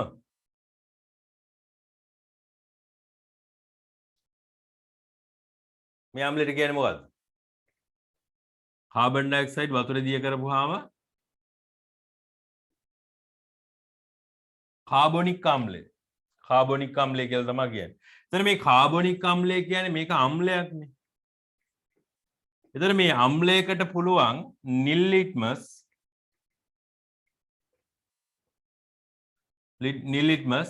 රතු පාට හර කරන්න.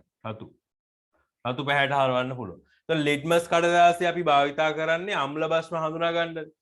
එතකොට නිල් ලිට්මස් කඩදාසියක් රතු පාට කරනවා කියන්නේ ඒක අම්ලයක්. එතකොට මේ කාබොනික් අම්ලයට මේ වැඩේ කරන්න පුළුවන්. කාබොනික් අම්ලය කියන්නේ සෝඩා වතුර වල තියෙන කාබොනික් අම්ලය. එතකොට අපි සෝඩා වතුර එකක් අරගෙන ඒකට නිල් ලිට්මස් කෑල්ලක් දැම්මොත් එහෙම රතු පාට වෙනවා. කාබොනික් අම්ලය හැදෙන්නේ කාබන් ඩයොක්සයිඩ් වතුරේ දිය වුණාම. එතන මේක අහලා තියෙන ප්‍රශ්නෙට ඒක උත්තරේ විදිහට ගන්න පුළුවන්. කාබන් ඩයොක්සයිඩ් මගින් නිල් ලිට්මස් වල වර්ණය රතු පැහැයට හරවනවා. මොකද කාබන් ඩයොක්සයිඩ් කියන්නේ ආම්ලික වායුවක් නිසා. හරි. එතකොට නිල් ලිට්මස් රතු පාටට හරවන්න පුළුවන් කාබොනික් මොකද කාබන් ඩයොක්සයිඩ් වලට. එතකොට මේක එන්නේ රතු. XYZ නැමැති වායුනියන් තුනක් ඇත. එම් වායුන් හඳුනා ගන්න කියලා තියෙනවා. ඊට පස්සේ X පුළුවෙන් කිරක් ඇතුල් කළ විට දීප්තිමත්ව දැල්වේ. එහෙනම් මොකද්ද සිසාරයි වායුව?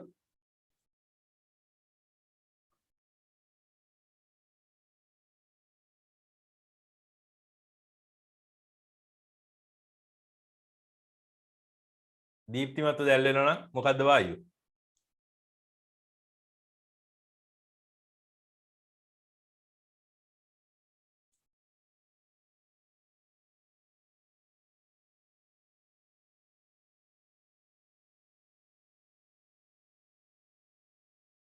සිසාරා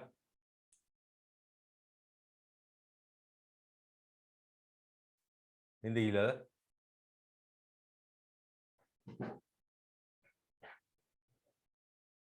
මොකක්ද දීප්තිමත්ව දැල්වෙනවා නම් ඒ වායුව? කවිස්කි වායු නර්ග තුනයි හඳුනා ගන්න තියෙන්නේ අපිට. Oxygen. ඔක්සිජන් වායුව. සිසාරා ඉන්නව නේද?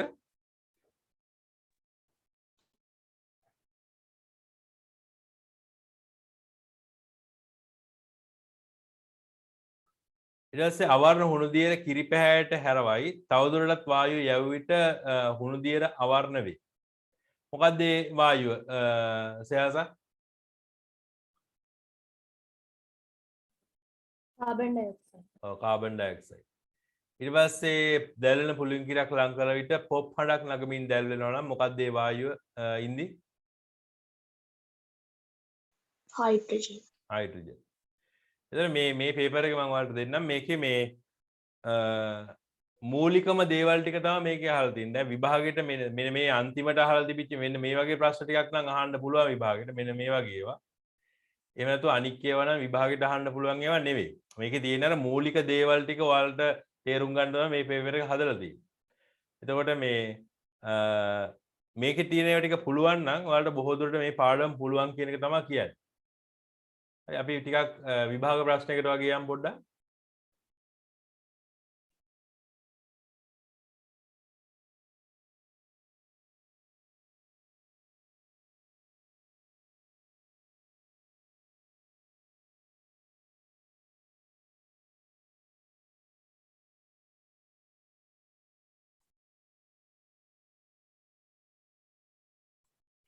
හරි.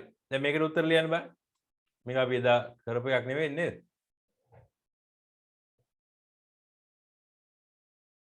මේකේ සක්‍රීයතා ශ්‍රේණියත් අදාළ කරලා තමයි මේකේ තියෙන්නේ. මම එදා වලට සක්‍රීයතා ශ්‍රේණිය මතක තියාගන්න පොඩි කවියකුත් දැම්මා. ඒක මොකද මම එහෙම කවි දාන්නේ නැහැ සාමාන්‍යයෙන්. මේ වුණාට මතක තියාගන්න එපා කොහොම හරි. ඒක නිසා මම ඒක දාලා තියෙන්නේ මේ ඒක අවශ්‍යයි මේ වැඩේට. අවශ්‍යයි කියන්නේ මේ ඒක තියෙනවා නම් ලේසි මේ කට උත්තර ලියන්න. ලියන්න බලන්න මේ ටිකට උත්තර.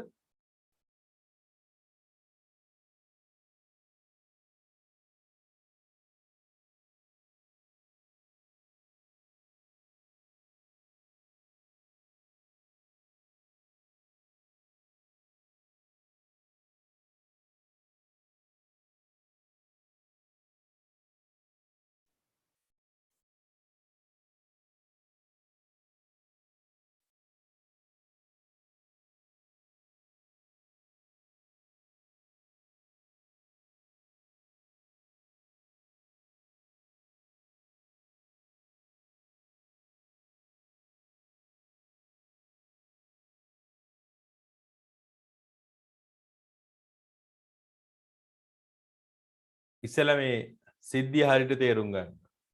මේකට ලෝහ වර්ග 4ක් දාලා තියෙනවා. මේ එක එක ඒවාට ලෝහ වර්ග 4ක් මෙහෙම දාලා තියෙනවා.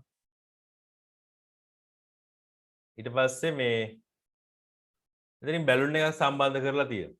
එතන මේ බැලුන් එක පිම්බෙන එකෙන් අපිට කියන්න පුළුවන් මේකේ වායුවක් නිපද වෙලා තියෙනවා. දැන් මේකේ ඇතුලේ තියෙන්නේ තනුක හයිඩ්‍රොක්ලෝරික් අම්ලය. හැම එකේම HCl තමයි තියෙන්නේ. එතන මේ HCl එක ප්‍රතික්‍රියා කරපුවාම මෙතන වායුවක් නිපද වෙනවා. වායුවක් නිපද වෙලා තියෙනවා. වැඩිම නිපදලා තියෙන්නේ B වල, ඊළඟට C වල, ඊට පස්සේ A වල. ඊට පස්සේ D වල නිපද වෙලා නැහැ.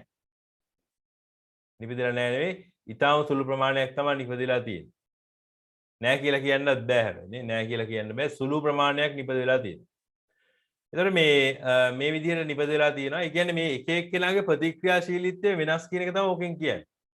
කියන්නේ එක එක ලෝහ වර්ග හතරක් තියෙන්නේ. ඒ ලෝහ වර්ග හතර හයිඩ්‍රොක්ලෝරික් අම්ලයත් එක්ක ප්‍රතික්‍රියා කරන වේගය වෙනස් තැනින් තැන. ඒතර අන්න ඒක අනුව තමයි ඔයාලා මේක ලියන්න ඕනේ. එතකොට අර එක එක ලෝහය හඳුනා ගන්නකොට අර සක්‍රීයතා ශ්‍රේණිය කියන එක මතක තියෙන්න ඕනේ. ඒතර ඒක අනුව තමයි මේ ලෝහ ප්‍රතික්‍රියා කරන වේගයේ පිළිවෙල තියෙන්නේ එතන. සක්‍රීයතා ශ්‍රේණිය උඩින් තියෙන කට්ටිය වේගයෙන් ප්‍රතික්‍රියා කරනවා, පහළින් තියෙන කට්ටිය සෙමෙන් ප්‍රතික්‍රියා කරනවා. ඉස්සෙල්ලාම බලන්න මේකේ නිපද වෙන වායුව මොකක්ද කියලා.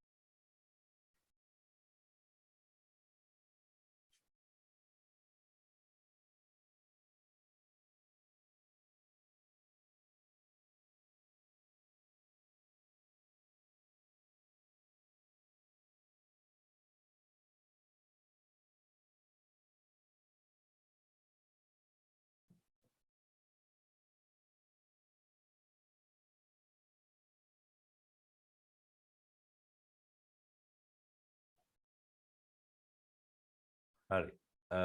පළවෙනි ප්‍රශ්නෙට උත්තරේ මොකද්ද? ඉන්දි මොකද්ද ලිව්වේ පළවෙනි ප්‍රශ්නෙට උත්තරේ?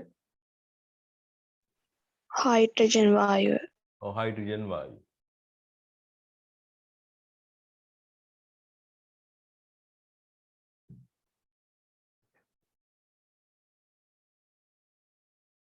හරි.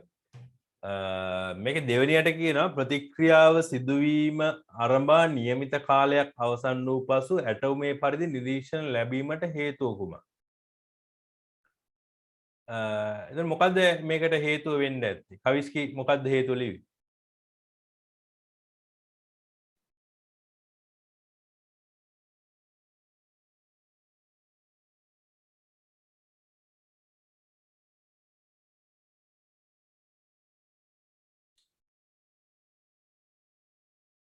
කවිස්කි ලිව්වේ නැත්තම්?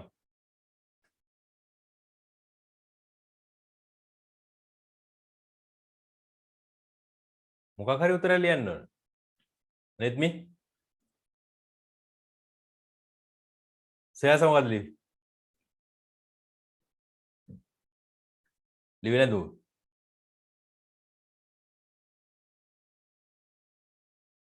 මේක මේ බලන්නකො මම කිව්ව වලට මේ බැලුන් එකේ එක එක සයිස් වල එක එක ඒවා තියෙන්නේ. දැන් මේක තියෙනවා මේ පිරිලම නෑ මේක ගොඩාක් අඩුවෙන් තමයි මේකේ හයිඩ්‍රජන් වායුව නිපදෙලා තියෙන්නේ. නේ? ඊළඟට මෙයා තමයි ටිකක් පොඩ්ඩක් නිපදෙලා තියෙනවා. මෙයා තව චුට්ටක් වැඩිපුර. මෙයා ටිකක් වැඩිම නිපදෙලා තියෙනවා. B වල වැඩිම හයිඩ්‍රජන් ප්‍රමාණයක් නිපදෙලා තියෙනවා. ඒතර ඕකේ මේකේ ඇත්තටම වෙලා තියෙන බලන්න මේ අපි දැන් විනාඩි 5ක් විතර ගිහිල්ලා බලපුවාම බැලුන් එක වැඩිම පිම්බිලා තියෙනවා කියන්නේ ප්‍රතික්‍රියාව වේගෙන් සිද්ධ වෙලා කියන්නේ. ශීඝ්‍රව ප්‍රතික්‍රියාව සිද්ධ වෙලා ප්‍රතික්‍රියාව සිද්ධ වෙන ශීඝ්‍රතාවය වැඩි කියන්නේ. ඒතර ප්‍රතික්‍රියාව සිද්ධ වෙන ශීඝ්‍රතාවය වැඩි කියලා කියන්නේ ඒ ලෝහය සක්‍රිය වැඩි කියන එක තමයි. කියන්නේ මේ අපි හැම එකටම පාවිච්චි කරේ HCl කියන එක හයිඩ්‍රොක්ලොරික් අම්ලය එකම හයිඩ්‍රොක්ලොරික් අම්ලය තමයි පාවිච්චි කරේ. අපි එක එකට වෙනස් සාන්ද්‍රණ තියෙනවා පාවිච්චි කරේ නැහැ. ඒක නිසා අනිවාර්යෙන් ලෝහය සක්‍රිය නිසා තමයි මේ වැඩේ සිද්ධ වෙලා තියෙන්නේ. සමහර ඒවා ලෝහ සක්‍රියතාවයෙන් වැඩි, සමහර ඒවා සක්‍රියතාවයෙන් අඩුයි. හරිද? ඒතර ඕකට උත්තරේ එන්න ඕනේ. අපි සක්‍රියතා ශ්‍රේණිය කියලා ඉගෙන ගත්තානේ. සක්‍රියතා ශ්‍රේණියේ එන්නේ මුලින්ම පොටෑසියම්. ඊට පස්සේ සෝඩියම්. ඊට පස්සේ කැල්සියම්. ඊට පස්සේ මැග්නීසියම්. ඊට පස්සේ ඇලුමිනියම්. ඊට පස්සේ සිංක්. ඊට පස්සේ යකඩ. ඊට පස්සේ ටින්. ඊට පස්සේ ලෙඩ්. ඊට පස්සේ හයිඩ්‍රජන්. ඊට පස්සේ කොපර්. ඊට පස්සේ මර්කරි. ඒ කියන්නේ රසදිය. ඊට පස්සේ සිල්වර්. ඊළඟට ප්ලැටිනම්. ඊට පස්සේ රත්තරන්. ඔහොමනේ තියෙන්නේ. ඒතර මේකේ දැන් ඉහළින් තියෙන ලෝහයක් මෙන්න මේ හයිඩ්‍රජන් වලට ඉහළින් තියෙන ලෝහ ඔක්කොම මේ අම්ලත් එක්ක ප්‍රතික්‍රියා කරනවා. හරි? අම්ලත් එක්ක ප්‍රතික්‍රියා කරනවා. අපි සෝඩියම් කෑල්ලක් දැම්මොත් අම්ලයකට හරි අම්ලයකට සෝඩියම් කෑල්ලක් දාලා බලමු. ඊට පස්සේ අර සක්‍රියතා ශ්‍රේණියේ මෙන්න මේ හරිය පහලින් ඉන්න කෙනෙක් අපි ගන්නවා. මේ යකඩ ගමු. Fe. යකඩ කියන එක එක්කෙනා හයිඩ්‍රොක්ලොරික් අම්ලයට දානවා. ඒතර මේ ප්‍රතික්‍රියා දෙකේදී අපිට වෙනසක් පේනවා. වෙනසක් පේනවා. මොකද සෝඩියම් කියන්නේ සක්‍රියතාවයෙන් වැඩි එක්කෙනෙක්. යකඩ කියන්නේ ඊට වඩා සක්‍රියතාවයෙන් අඩු එක්කෙනෙක්. හරි? සෝඩියම් කියන්නේ ඊටාම සක්‍රිය ලෝහයක්. ඒක නිසා මේ ප්‍රතික්‍රියාව වඩා වේගයෙන් සිද්ධ වෙනවා. වැඩි වේගයකින් සිද්ධ වෙනවා. ටික වෙලාවක් ගිහිල්ලා බලනකොට දැන් මේකේ නිපද වෙන්නේ මෙන්න මෙයා. නිපද වෙන්නේ සෝඩියම් ක්ලෝරයිඩුයි හයිඩ්‍රජන් වායුවයි. මෙතන නිපද වෙන්නේ යකඩවල FeCl2යි හයිඩ්‍රජන්. මේක තුලිත කරලා නෑ මං. හරි. එතකොට මේ මෙතන දෙක දාලා මේක තුලිත කරමු. හොඳද? එතකොට මේ ප්‍රතික්‍රියා දෙකෙන් මම මේ ප්‍රතික්‍රියාව 1 කියලා ගන්නවා මේක 2 කියලා ගන්නවා. මෙන්න මේ පළවෙනි ප්‍රතික්‍රියාව හරිම වේගයෙන් සිද්ධ වෙනවා. මේ පළවෙනි ප්‍රතික්‍රියාව හරිම වේගයෙන් සිද්ධ වෙනවා. මොකද මෙයා සක්‍රියතාවයෙන් වැඩි. යකඩ කියන එක නා සක්‍රියතාවයෙන් අඩු නිසා මෙයා ටිකක් හිමින් තමයි සිද්ධ වෙන්නේ. මේ ප්‍රතික්‍රියාව අපිට පේන්නේ නැති ගානට, ඒ කියන්නේ පේන නොපෙන්න ගානට තමයි සිද්ධ වෙන්නේ. විනාඩියක් විතර ගිහිල්ලා වායු බුබුලක් පිට වෙනවා. තව විනාඩියක් විතර ගිහිල්ලා තව වායු බුබුලක් පිට වෙනවා. එහෙමයි. මෙයා එහෙම නෙවෙයි. පළවෙනි ප්‍රතික්‍රියාව හරිම වේගයෙන් සිද්ධ වෙනවා. ඒතකොට මේ වගේ දෙකකට බැලුම් බෝල දෙකක් සම්බන්ධ කරලා තිබ්බොත් එහෙම හයිඩ්‍රජන් වායුව තමයි පිරෙන්නේ. හයිඩ්‍රජන් වායුව පිරෙනවා. ඒතර වඩා වේගයෙන් හයිඩ්‍රජන් වායුව පිරෙන්නේ මොන ප්‍රතික්‍රියාවේද? පළවෙනි එකේද දෙවෙනි එකේද? සයාස මොකේද වඩා වේගයෙන් බැලුම් බෝලේ පිම්බෙන්නේ මේ වගේ ප්‍රතික්‍රියා දෙක? පළවෙනි එකේ ඔව් පළවෙනි. එතකොට මේ සෝඩියම් පාවිච්චි කරලා අපි හදපු ඇටෝමේ බැලුම් බෝලයක් හයි කරලා තිබ්බොත් ඒක වඩා වේගයෙන් පිරෙනවා. හරි ඒකට හේතුව තමයි සෝඩියම් සක්‍රියතාවයෙන් වැඩි. එම නිසා මෙම ප්‍රතික්‍රියාව වේගයෙන් සිදුවේ. හරිද? ඊටාම් වේගයෙන් සිදුවේ. එතකොට මේකට උත්තරේ විදිහට අපිට ගන්න වෙන්නේ ප්‍රතික්‍රියාව සිදුවීම ආරම්භා નિયમિત කාලයක් අවසන් වූ පසු ඇටෝමේ පරිදි නිරීක්ෂණය ලැබීමට හේතුව කුමක්ද? එතකොට මේකෙදී මේ ලෝහ වර්ග හතරක් භාවිතා කරනවානේ අපිට එකින් එක කියන්න බෑනේ. එතකොට අපි මේක කියන්න ඕනේ මෙහෙම. විවිධ ලෝහවල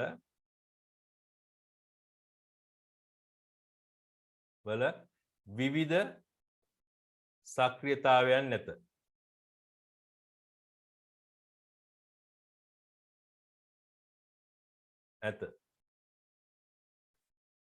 එම නිසා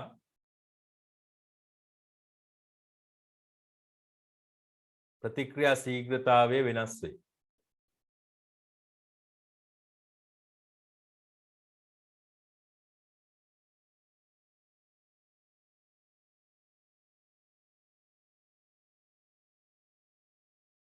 ප්‍රතික්‍රියා ශීඝ්‍රතාවය වෙනස්. හරි. ඊට පස්සේ මේකේ අහනවා මේ ABCD කියන ඒවාගේ දාපු ලෝහ මොනවද කියලා. ඒක බලන්න වෙන්නේ අපිට සක්‍රියතා ශ්‍රේණියෙන් තමයි. ඒතර ඔයාලා මේකේදී අර බැලුම් බෝලේ පිම්බිලා තියෙන ප්‍රමාණය අනුව හිතා ගන්න ඕනේ මොකද්ද ලෝහය කියලා. හරි. මේ හතරෙන් මෙන්න මේ සිංක්, ඇලුමිනියම්, මැග්නීසියම්, ෆෙරස් මෙන්න මේ ෆෙරස් කියන යකඩ. ඔන්න කියන හතරෙන් සක්‍රියතාවය වැඩි මේ කෙනා කවුද?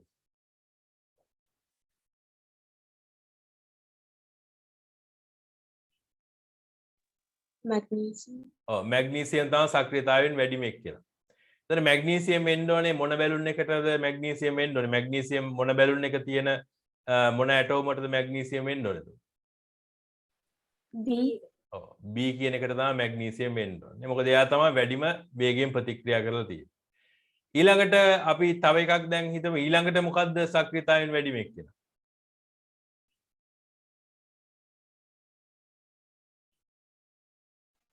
ඇලුමිනියම්. ඇලුමිනියම්. ඉතින් ඇලුමිනියම් වෙන්න ඕනේ මොකේටද සයාසා?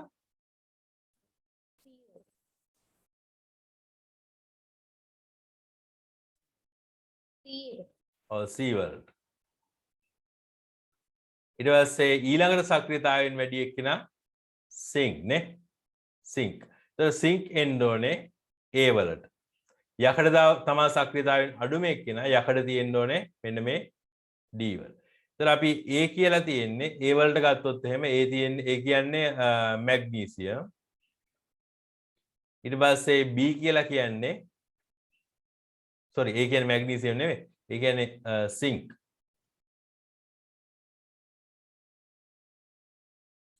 ඒ කියන්නේ සිංක්. B කියන්නේ මැග්නීසියම්. C කියන්නේ ඇලුමිනියම්.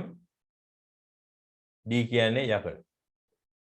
ඊට පස්සේ B රූපයෙන් පෙන්වන ඇටෝමයේ සිදුවන ප්‍රතික්‍රියාව තුලිත රසායනික සමීකරණයකින් දක්වන්න. B වල.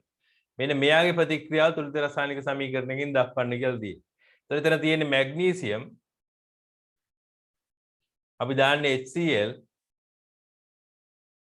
හැදෙන්නේ අපි අර ඉස්සෙල්ලත් කතා කරා මැග්නීසියම් ක්ලෝරයිඩ් දුයි හයිඩ්‍රජන් වායුව තමයි හැදෙන්නේ. MgCl2 hydrogen. හරි. එතකොට අන්න ඒකයි දැන් විභාගෙට මේවා කටපාඩම් කරලා කරන්න බෑ කියන්නේ ඕක තමයි. දැන් අපිට මෙහෙම බැලුන් එකක් දාලා මෙහෙම ඇටෝමක් වලට උගන්වන්න නෑනේ කොහෙවත්. එතකොට විභාගේ වෙලාවට ඔයාලට අපිට කියලා දෙන්න බැරි වෙනවනේ මොකද. එතකොට ඔයාලා මේවා හිතලා ගන්න ඕනේ. ඒක තමයි මේ පුරුදු කරන්නේ. හරිද? හිතලා යම් කිසි ප්‍රශ්නයකට උත්තර ලියන්න. මොකද මේ කටපාඩම් කරලා ගිහිල්ලා ඔයාලට දාන්න පුළුවන් S එකක් C එකක් දාන්න පුළුවන්. හරිද? A එකක් දාන්න බෑ කවදාවත්. කටපාඩම් කරලා කරන්න ඕනේ දේවල් තියෙනවා. දැන් මේකේ තියෙන සමීකරණ එහෙම කටපාඩම් කරන්න පුළුවන් ඔයාලට. ඒ වුණාට ඒක විභාගයට ගිහිල්ලා ලියනකොට උත්තර මේ වගේ ප්‍රශ්න තමයි එන්නේ. හිතන්න ඕනේ. හිතලා තමයි උත්තර ලියන්න ගන්න දී. හරි. එතකොට මේ වගේ ඒවා කරලාම තමයි හුරු වෙන්න ඕනේ. හරි. ඊළඟ ප්‍රශ්නට යමු. ඒකේ B කොටස. මේකට උත්තර ලියන්න බෑ.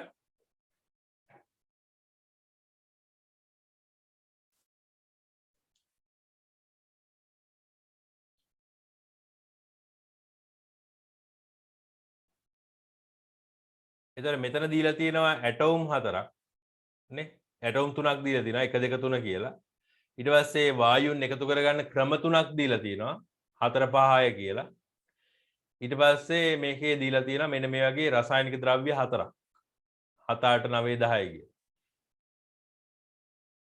එතකොට මේකේ අපි ලියන්න ඕනේ ඔක්සිජන් නිපදවීමට එකතු කර ගැනීමට අදාළ ඒවා පමණ PQR වලින් තෝරා ලියන්න කියපුවාම මේකේ ඔයාලා බලන්න ඕනේ. මේ තුනෙන් මොකද්ද? 3 නම් 3. මේ තුනෙන් මොකද්ද? ඊට පස්සේ මේකේ 5 නම් 5. ඊට පස්සේ මේකෙන් මොනවද ගන්න ඕන රසායනික ද්‍රව්‍ය? ඒක සමහර දෙකක් තියෙන්න පුළුවන්, එකක් තියෙන්න පුළුවන්. එතකොට ඒ වගේ දෙකක් තියෙනවා නම් 8 9. ඔන්න ඔයම තමයි දාන්න ඕනේ මේක. හරි? මෙන්න මෙහෙම උත්තරයක් තමයි බලාපොරොත්තු වෙන්නේ. මම මේ කියපු උත්තර වැරදි. හරිද? හරියට හිතලා කරන්න බෑ. ඒවට අංක තෝරලා ලියන්න තමයි තියෙන්නේ. මොකද්ද? කලින් එකමනේ පේන්නේ. ආය.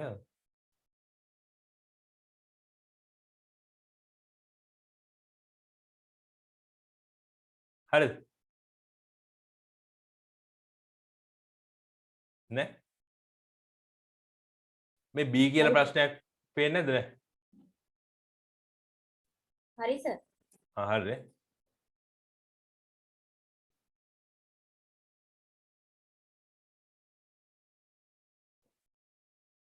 එතකොට මේකේ මේ ඇටෝම් 3ක් දීලා තියෙනවා 1 2 3 කියලා වායුන් එකතු කරගන්න ක්‍රම 3ක් තියෙනවා 3 4 5 6 කියලා. ඊට පස්සේ රසායනික ද්‍රව්‍ය 4ක් දීලා තියෙනවා 7 8 9 10 කියලා. එතකොට මේ වගේ තෝරලා ලියන්න තියෙන ඔක්සිජන් නිපදවා එකතු කර ගැනීමට අදාළ ඒවා පමණක් PQR වලින් ලියන්න කියපුවාම මේකේ සමහරවිට මම උදාහරණයක් විදිහට කියන්නම් මේකේ 3 කියලා හිතන්න මේ ඇටෝම තමයි භාවිතා කරන්නේ. වායුව එකතු කරගන්න භාවිතා කරන්නේ මේක. අවශ්‍ය කරන රසායනික ද්‍රව්‍ය මේක කියලා හිතන්න. එතකොට මේ වගේ අවස්ථාවක 3 6 10 කියලා තමයි ලියන්නේ. හරි. අන්න ඒ වගේ මේ ප්‍රශ්න ටිකට උත්තර ලියන්න බෑ.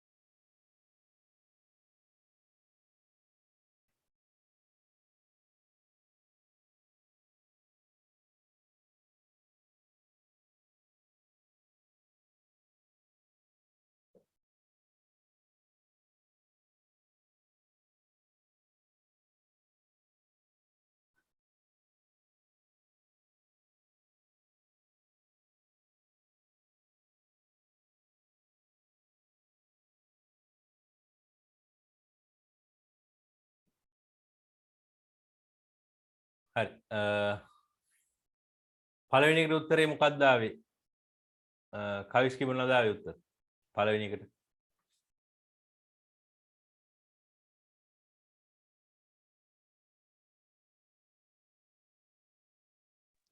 දෙක පහ හත. 2 5 7 7ද?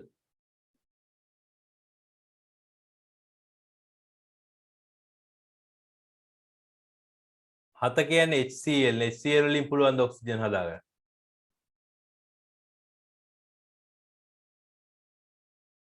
අපි ඔක්සිජන් හදද්දී මේ පරීක්ෂණ නලයට දාලා මෙතෙන්ට දාලා රත් කරන්නේ මොනවද? පොටෑසියම් පර්මැංගනේට්. පොටෑසියම් පර්මැංගනේට්. ඒතකොට 9 එන්න ඕනේ නේ. මෙන්න මෙයා තමයි එන්න ඕනේ.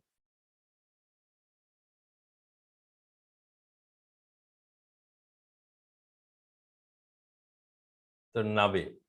ඔන්න හොඳම එන්න ඕනේ. 2 5 9. ඔව් ඒ ටික තමයි එන්න ඕනේ. ඊට කාබන් ඩයොක්සයිඩ් වායුව නිපදවීමට අදාළ රසායනික ද්‍රව්‍ය වල අංක තෝරලා ලියන්න කියලා තියෙනවා. සයාස මොකද්ද එන්න ඕනේ? 3 6 8 අන්න ඒක තමයි හරියට ප්‍රශ්න කියවන්න ඕනේ. හරියට කියවන්නේ නැහැ ප්‍රශ්නේ. රසායනික ද්‍රව්‍ය වල අංක තමයි තෝරලා ලියන්නේ. එතකොට මේ ඇටෝම ඊට පස්සේ වායු එකතු කරගන්න ක්‍රමය ඒව අදාළ නැහැ. හරිද? එතකොට අහන්නේ මෙන්න මේ ටිකෙන් අංක මොනවද කාබන් ඩයොක්සයිඩ් නිපදවද්දි කියලා අහන්නේ. 8 ඔව් 7 ඔව් ඒ දෙක තමයි නේ 8යි 7යි HCl සහ කැල්සියම් කාබනේට්. අර දැන වරද්ද ගන්නවා කියන්නේ ඕක තමයි. දන්නවා මේ හරියට ප්‍රශ්න කියවන්නේ. හරි ඊට පස්සේ මේකේ ඇටෝම් වල වායුන් එක්රැස් කරගන්න ක්‍රමය. මෙන්න මේ ක්‍රම තුන තමයි අහන්නේ. 4 5 6 කියන ක්‍රම තුන. මොකද්ද හතරවෙනි ක්‍රමේ ඉන්දි මොකද්ද හතරවෙනි ක්‍රමේ? ජලය යටිකුරු විස්ථාපනය. 4 ජලේ නෑ නෙමිත. වාතය. ඔව් වාතයේ යටිකුරු තමයි මේ 4 කියලා තියෙන්නේ. වාතයේ යටිකුරු. වාතයේ යටිකුරු. පස්වෙනි එක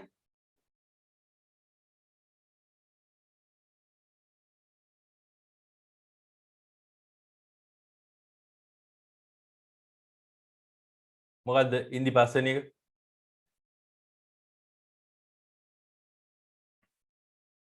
ජලයේ යටිකුරු ඔව් විස්ථාපනය. ඒක ජලයේ යටිකුරු. හයවෙනි එක මොකද්ද කවිස්කි?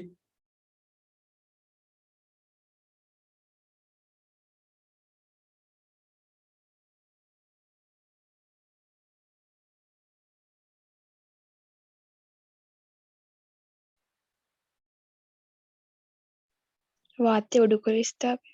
ඔව් වාතයේ උඩුකුරු.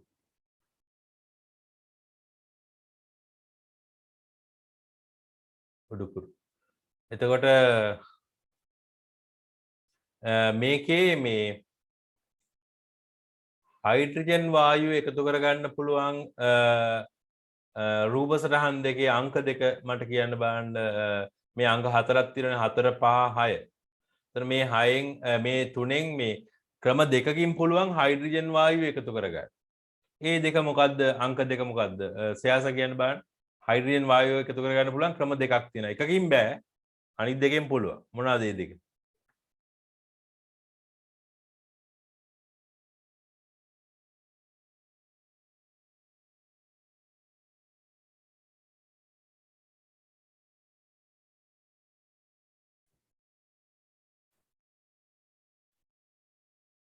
හතරෙන් ඔව්. තව එකක්. පහයි ඔව් හතරෙනුයි පහෙනුයි. කියන්නේ හයිඩ්‍රජන් කියන්නේ ගොඩක් අර බර අඩු වායුවක්නේ ඝනත්වය අඩු එකක්. ඒතකොට හැම වෙලාවෙම උඩට යන්න බලන්න. ඒතර අනිවාර්යෙන් අපිට මේකෙන් කොහොමදත් එකතු කරගන්න පුළුවන්. ඔය වායුන් තුනම මෙන්න මේ ක්‍රමයෙන් එකතු කරගන්න පුළුවන්. ඔය වායුන් තුනම පුළුවන් එකතු කරගන්න. හයිඩ්‍රජන් වල විශේෂයෙන්ම මෙන්න මේක පුළුවන් මේ ක්‍රමය.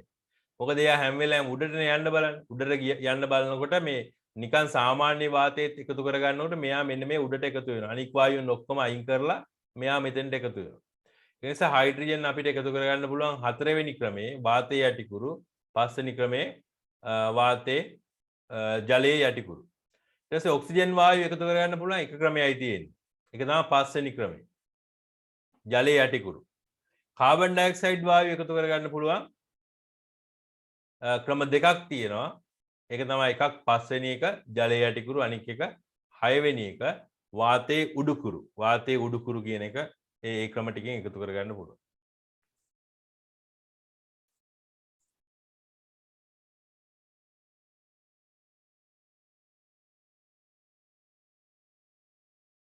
හරි.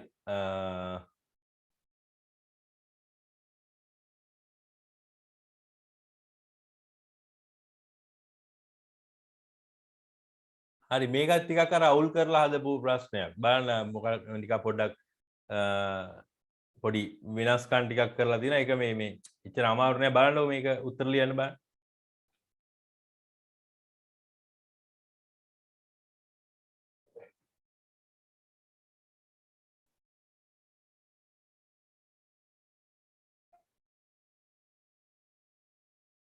මෙන්න මේ කෑල්ල දැකපුවාම තමයි ළමයි ටිකක් කලබල වෙන්නේ. මෙන්න මේ කෑල්ල. ඒක කලබල වෙන්න බෑ. ප්‍රතික්‍රියාවක් මේ පැත්තට දාන්නත් පුළුවන්, මේ පැත්තට දාන්නත් පුළුවන්. ඒක කිසි ගැටලුවක් නැහැ.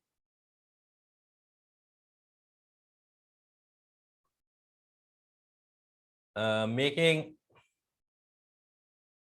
රසායනික සංයෝජන ප්‍රතික්‍රියාව මොකක්ද? සයාස මේ ටිකෙන් ඔක්කොගෙම සංයෝජන ප්‍රතික්‍රියාව මොකක්ද? magnesium oxide. ඔව් මැග්නීසියම් ධන ඔක්සිජන් මැග්නීසියම් ඔක්සයිඩ්. ඊළඟට ඒක ප්‍රතිස්ථාපන ප්‍රතික්‍රියාව මොකක්ද? ඒකත් සයාසම කියන්න බලන්න ඒක ප්‍රතිස්ථාපනය. ඔන්න උතර තමයි ප්‍රශ්නේ වෙන්නේ. උතර තමයි පැටලෙන්නේ.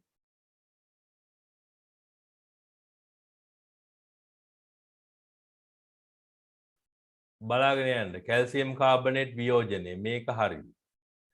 ඊට පස්සේ සීල නයිට්‍රේට් සෝඩියම් ක්ලෝරයිඩ් එක ප්‍රතික්‍රියාවක්. මේක අපි දැකලා නැති ප්‍රතික්‍රියාවක්. ඒ වුණාට මෙහෙම එකක් වෙන්න පුළුවන්. magnesium ධන copper sulfate magnesium sulfate. අන්න හරි. ඒක තමයි එන්නේ නේ. පහළට මෙන්න මෙහෙම තියෙන එක තමයි එන්නේ. එතකොට මේ ඔක්සිජන් කියන එක අයින් කරන්න වෙනවා. මොකද ඔක්සිජන් මේ ප්‍රතික්‍රියාවට අදාළ නැහැ. ඔක්සිජන් අදාළ වෙන්නේ මේ ප්‍රතික්‍රියාවට තමයි. මේ ප්‍රතික්‍රියාවට තමයි ඔක්සිජන් අදාළ වෙන්නේ. එතකොට පහළට යන ප්‍රතික්‍රියාවට අදාළ වෙන්නේ මෙන්න මේ මැග්නීසියම් විතරයි. එතකොට එන්නේ එකේ මැග්නීසියමුයි කොපර් සල්ෆේට්. Magnesium sulphate.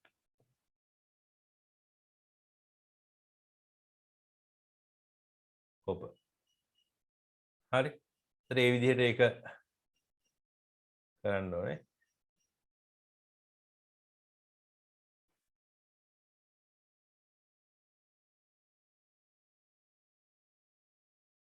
හරි.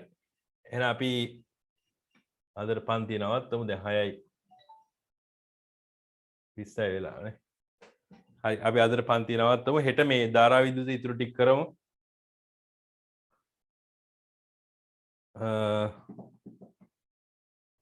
වෙන කියන්න විශේෂ දෙයක් නැහැ. හරි. එහෙනම් අපි අදට පන්ති නවත්තමු. හැමෝටම අයුබෝවන්.